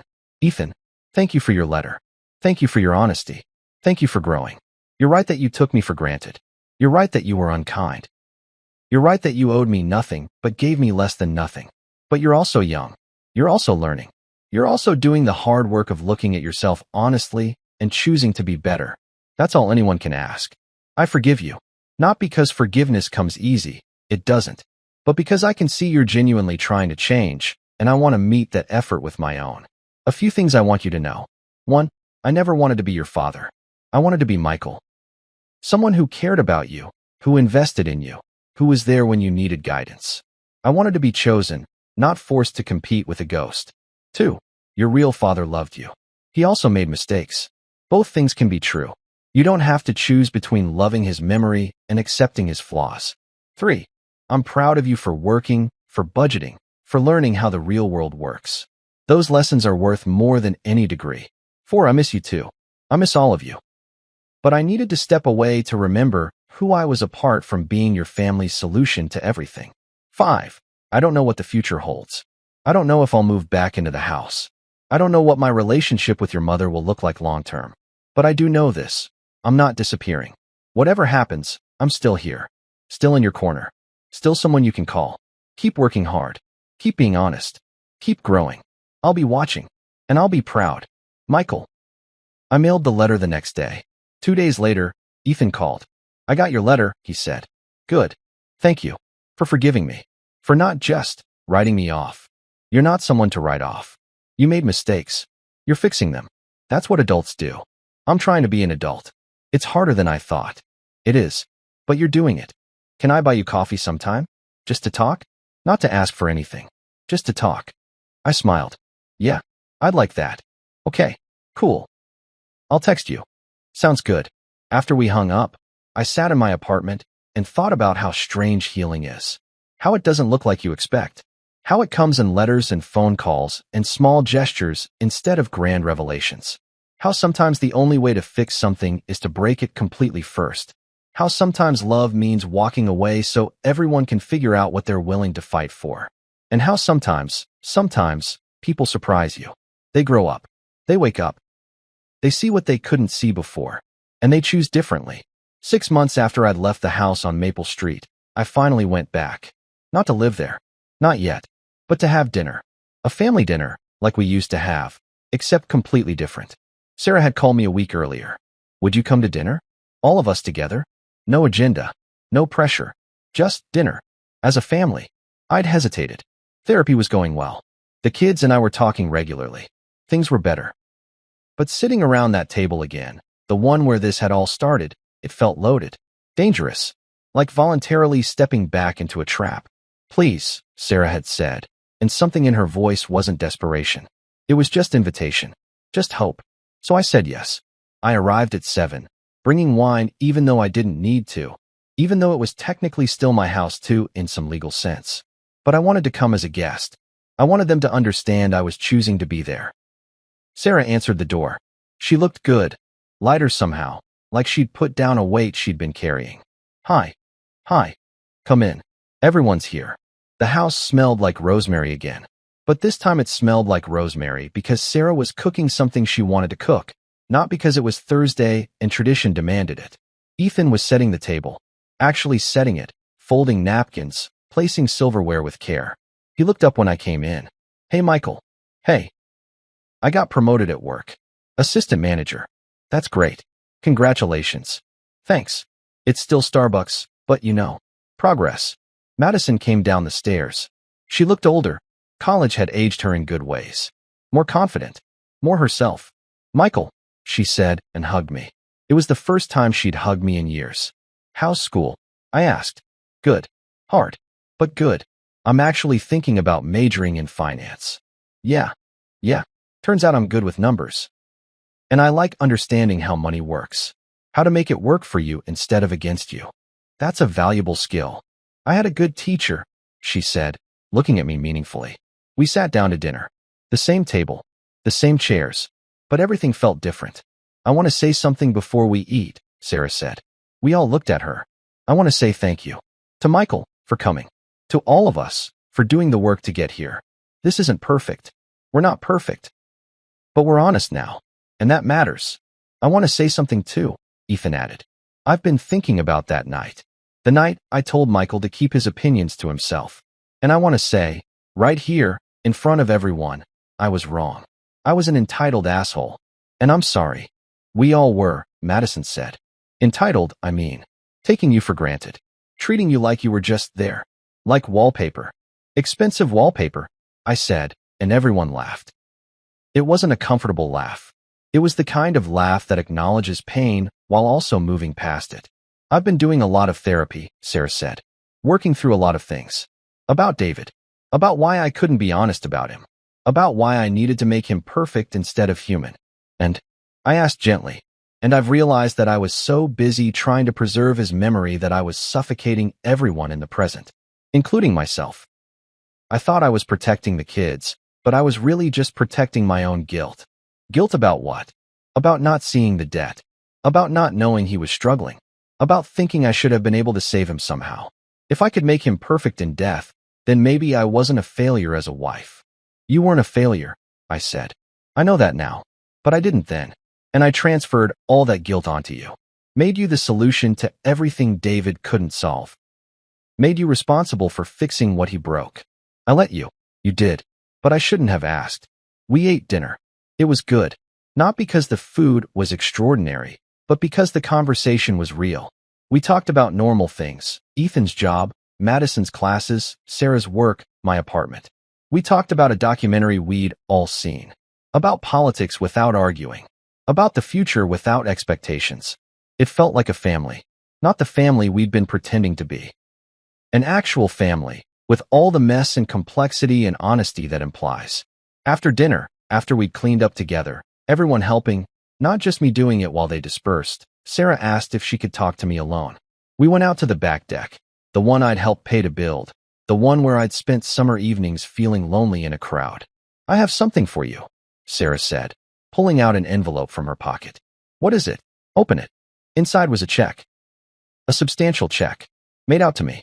I don't understand, I said. It's partial repayment.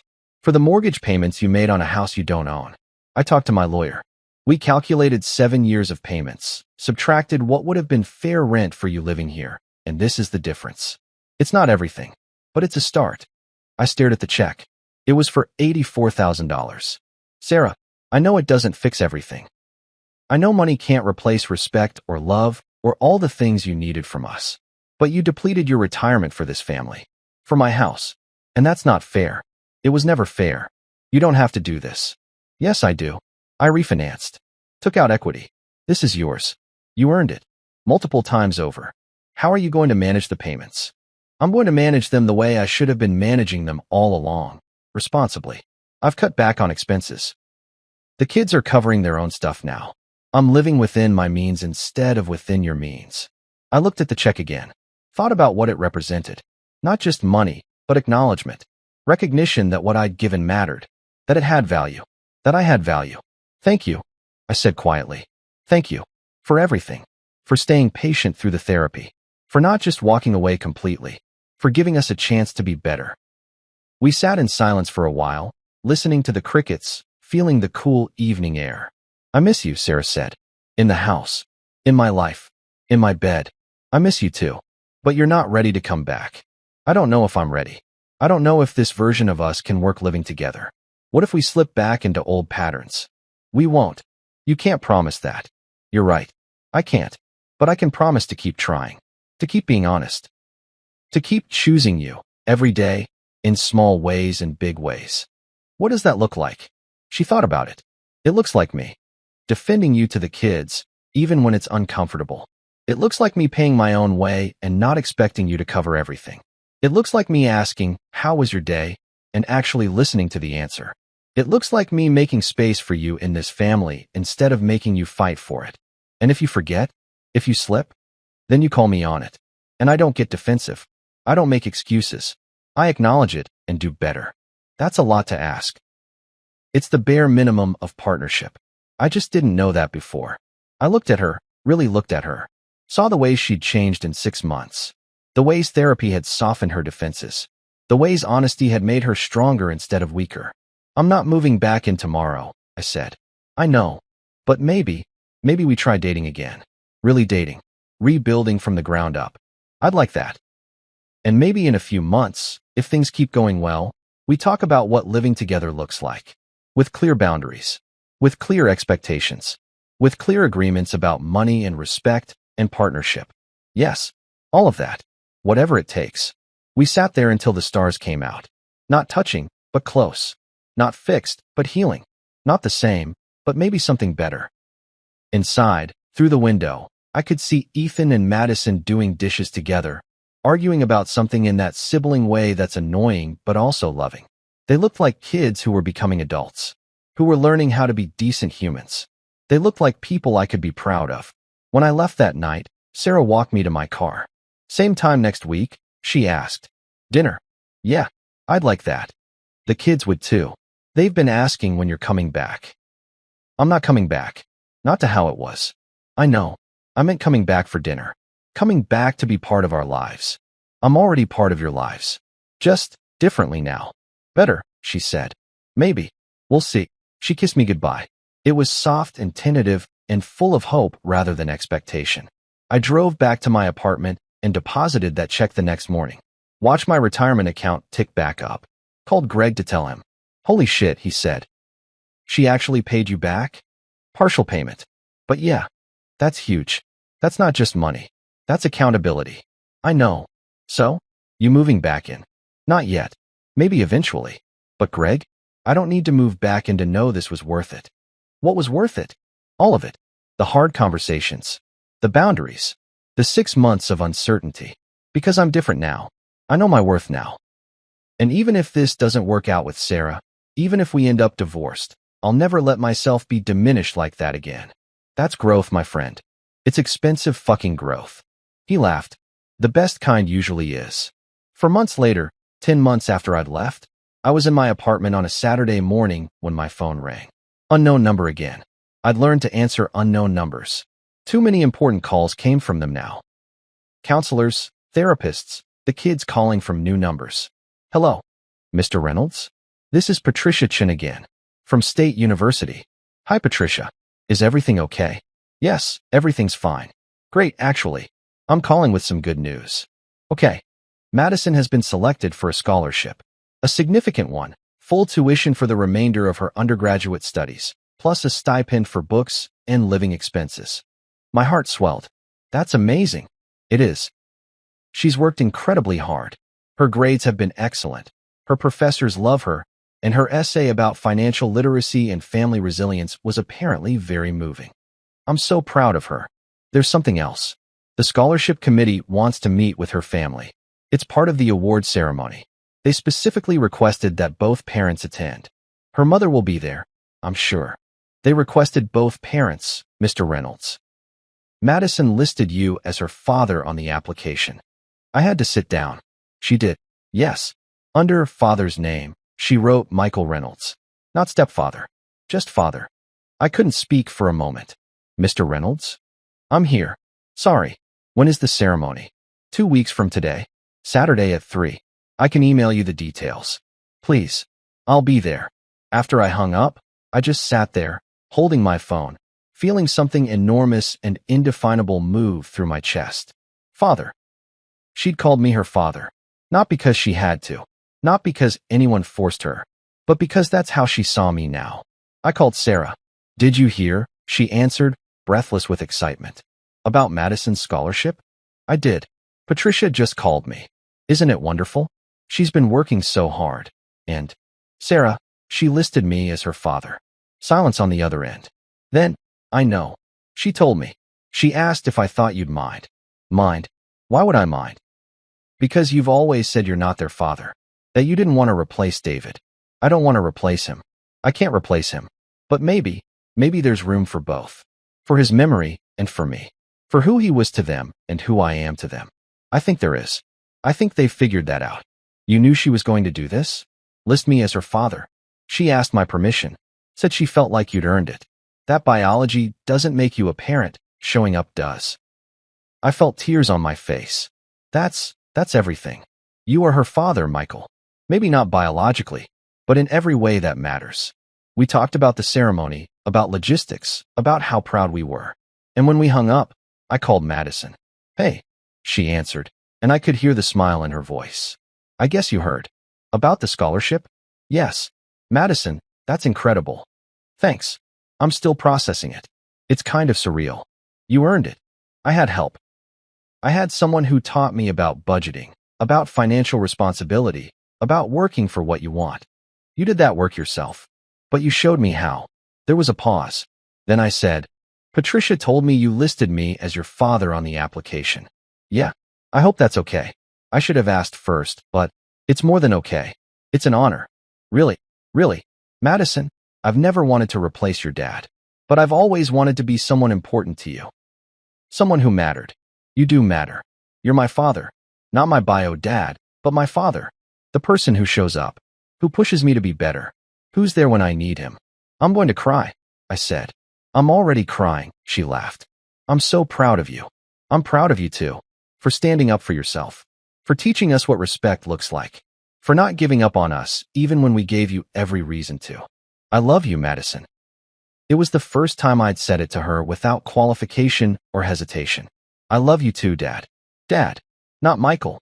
Not stepfather. Dad. I sat in my apartment after we hung up and just breathed. Felt the weight of the last 10 months. Felt how much had changed. Felt how much had been worth it. The scholarship ceremony was beautiful. Madison wore a dress Sarah and I had taken her shopping for. The first time the three of us had done something like that together. Just us, like a normal family. She looked radiant. Grown up. Sure of herself. When they called her name, we all stood and cheered. Sarah grabbed my hand. On my other side, Ethan whistled loud enough to make people turn around. And Madison looked at us, at all of us, with pure joy on her face. When she gave her acceptance speech, she talked about financial literacy, about the importance of understanding money, of living within your means, of making smart choices. She talked about her father who'd died, who'd loved her but hadn't taught her these things. And then she looked right at me. But I learned them from my dad. The person who showed me that loving someone means sometimes telling them hard truths. That supporting someone means teaching them to support themselves. That family isn't just about biology, it's about choice. And he chose us. Every day, even when we made it really hard to choose us. Her voice cracked. "Thank you, Dad. For everything." The audience applauded. Sarah squeezed my hand so hard it hurt. Ethan clapped me on the shoulder. And I sat there, overwhelmed by the stunning realization that I'd won. Not the way I'd thought I would. Not by proving I was right, or by making them suffer, or by forcing them to appreciate me. I'd won by losing everything, rebuilding from nothing, and creating something real from the ashes. After the ceremony, we all went to dinner. A nice restaurant. The kind with cloth napkins and waiters who refill your water constantly. The kind I'd taken them to before when I was trying to buy their love. But this was different. This time, Ethan insisted on paying. "I've got it," he said when the check came. "Ethan, you don't have to. I want to. I've been saving, and I want to do this." It was maybe $80 total. Nothing compared to what I'd spent over the years. But it wasn't about the amount. It was about the gesture. About him choosing to give instead of take. "Thank you," I said. "Thank you," he replied, "for teaching me that money isn't magic. That it takes work. That it matters." After dinner, in the parking lot, Sarah pulled me aside. "Come home," she said. "What? Come home. Move back in. Not as a guest. Not as a visitor. As my husband. As their dad. As part of this family. Sarah, I know we said we'd take it slow. I know we said we'd wait. But Michael, we've been doing the work. All of us. We're different now. And I don't want to wait anymore. I want you home." I looked at her. At the honesty in her eyes. At the hope and the fear mixed together. "What about the kids? They want you home too. Madison told me last week that it's weird you're not there. That it doesn't feel right. Ethan said the same thing. And you? What do you want?" "I want my husband back. I want to wake up next to you. I want to build a life with you. A real life. Based on partnership, not obligation." "What about the house? The finances? I'm still paying the mortgage. You pay your agreed half of household expenses. We keep finances separate but transparent. We make decisions together. We're partners, not a provider and dependence. And if we slip, if old patterns start creeping back, then we catch them early. We talk about them. We course correct. Together." I thought about my apartment. My space. my independence, the symbol of my self-worth. Then I thought about home, real home, the kind you build through honesty and work and choice. Okay, I said. Okay, I'll come home. She hugged me, really hugged me. The kind of hug that says, I see you, and I choose you, and welcome home. That night, we told the kids at a family meeting, a real one this time, not an ambush. I'm moving back in, I said. Madison jumped up and hugged me. Ethan grinned and said, about damn time. And Sarah smiled, the kind of smile that reaches all the way to your eyes. The kind that says everything's going to be okay. I moved back in on a Sunday, not with everything. I kept the apartment for another 2 months, just to be sure, just to have a safety net, just to prove to myself that I was choosing to come back, not being forced or manipulated or guilt-tripped. But I brought my clothes, my books, my favorite coffee mug, the things that made a place feel like mine. The house was different. Or maybe I was different. Maybe both.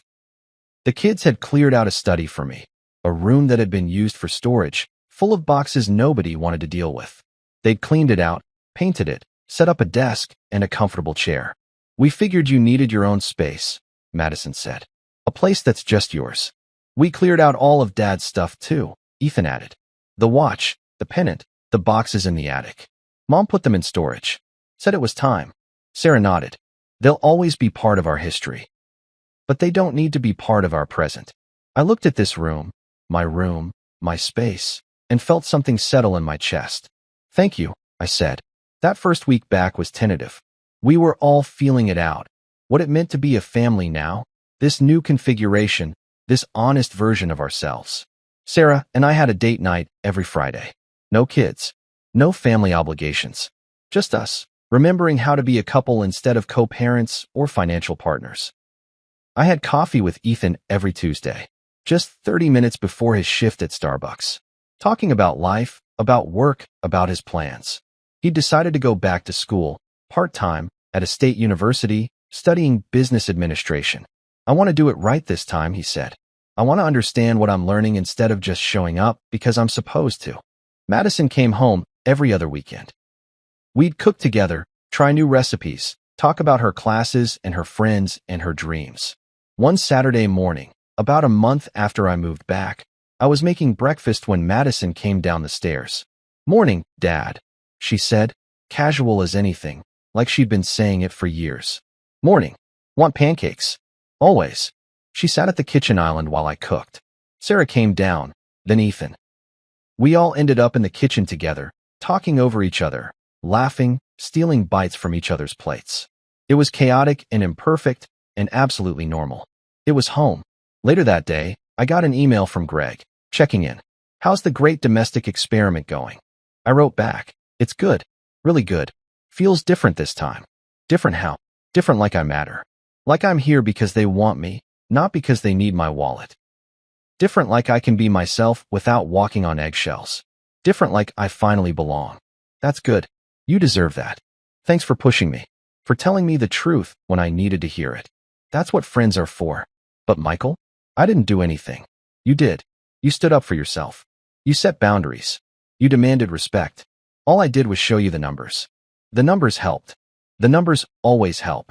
They don't lie. They just show you what's real. That night, at dinner, Sarah raised her glass. I want to make a toast, she said. To this family. Not the family we pretended to be. Not the family we thought we should be. But the family we actually are. Messy and honest, and still figuring it out. To honesty, Madison added. To growth, Ethan said. To choosing each other, I said. Every day, even when it's hard. We clinked glasses, drank, smiled at each other with genuine warmth. And I thought about the journey that brought us here. About the dinner table conversation that started it all. About Ethan telling me to keep my opinions to myself. About walking out. About the spreadsheet and the financial reckoning and the hard truth of $800,000 spent. About the therapy and the letters and the slow, painful reconstruction of something that had been broken from the start. It would have been easier to stay, to keep funding their dreams and swallowing my pride and pretending everything was fine. But easier isn't better. Easier would have left me depleted and bitter and alone in a house full of people. This hard one, rebuilt, honest version of family, this was better. Because now when Madison called me dad, she meant it. When Ethan apologized, he understood why. When Sarah chose me, it was a real choice. And when I stood in that kitchen making breakfast, or sat in my study reading, or lay in bed next to Sarah at night, I knew I belonged. Not because I'd paid for the privilege, but because I demanded it. Because I'd finally understood that love without respect isn't love at all. It's just expensive codependency.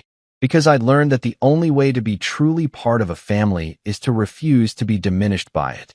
3 months after moving back, I closed on the sale of my apartment, used the profit to fully fund my retirement account, created a trust for myself that no one else could touch, protected my future the way I should have protected it from the start. Sarah and I refinanced the house in both our names, made it legally ours, not just functionally mine through financial obligation. We created a family budget, split expenses fairly, made financial decisions together instead of me funding and her spending. Ethan paid off his credit card debt, started building savings, learned the value of earning what you have. Madison graduated with honors, got a job at a financial firm, started building a career based on the principles I'd taught her. And me? I started living instead of just surviving. I traveled. I pursued hobbies. I had dinner with friends. I existed as Michael, not just as someone's husband or someone's father or someone's provider. I existed as myself. And that self was enough. 2 years after I moved back, Sarah and I took a trip. Just us. 2 weeks in Italy. The trip I'd always wanted to take, but had always put off because there was always something more important. Someone's college to fund, someone's emergency to solve, someone's dream to bankroll. We sat on a terrace in Tuscany watching the sunset paint the hills gold and red and purple. I was thinking, Sarah said, about that dinner. The one where this all started. What about it? If I could go back, knowing what I know now, I would have done it all differently. How? I would have defended you. Right there at the table. I would have told Ethan that you were my husband and you deserved respect. I would have said that your opinion mattered because you were part of this family. You did defend me. Eventually. But not then. Not when it mattered most. I let you walk away before I woke up. Maybe I needed to walk away. Maybe we all needed it. Still, I wish I'd been braver sooner. I took her hand. We can't change the past. We can only choose the future. I choose you, she said. Every day? I choose you. I know. I feel it now. Do you regret it?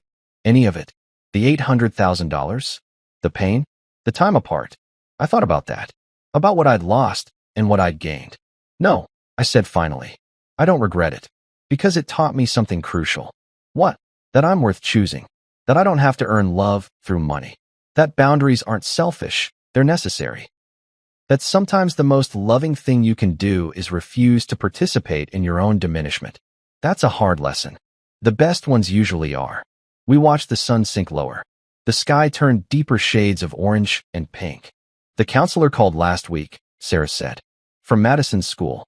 She wanted to tell me that Madison's been talking to other students about financial literacy. Starting a club. Teaching them what you taught her. Really? Really? She's calling it the price of silence. About how not talking about money, not being honest about it, destroys families. I laughed. That's a good name. It's your legacy. I don't need a legacy. I just needed respect. You have both now. The sun touched the horizon. In a few minutes it would be gone, replaced by stars. You know what the counselor said? Sarah asked. What? She said Madison told her that she almost didn't go to college.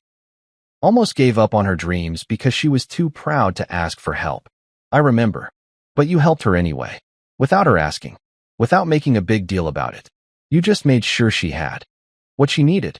That's different from funding entitlement. I know. That's the point. You learned the difference. You taught all of us the difference. Between enabling and empowering.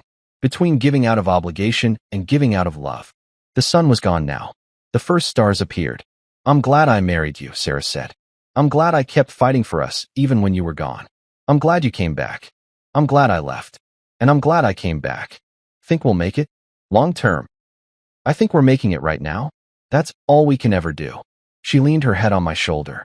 We sat there as the stars multiplied, as the air cooled, as the world turned dark and beautiful around us. And I thought about that dinner table. About that moment when Ethan told me to keep my opinions to myself. About how it could have been the end of everything. But instead it became the beginning. The beginning of boundaries. The beginning of self-respect.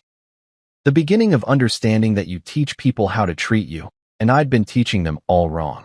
The beginning of real family, built on honesty instead of obligation. The beginning of the rest of my life.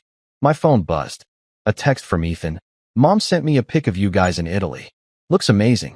Can't wait to hear about it. Love you guys. Then Madison. Safe travels. Bring me back something expensive that you didn't have to pay for my college to afford. Smiling face with smiling eyes. I laughed and showed Sarah. They're going to be okay, she said. We're all going to be okay. And sitting there on that terrace in Tuscany, watching the stars come out, my wife beside me and my family a continent away but closer than they'd ever been, I knew it was true. I'd kept my wallet to myself until I learned to keep my dignity to myself. I'd kept my opinions to myself until I learned to keep my voice. I kept my distance until I learned what closeness actually required. And now I had everything I'd always wanted. Not because I'd paid for it, but because I'd finally understood that some things, the things that matter most, can't be bought. They have to be earned. Through honesty, through respect, through the hard, daily work of choosing each other. Not because you have to, but because you want to. And that makes all the difference.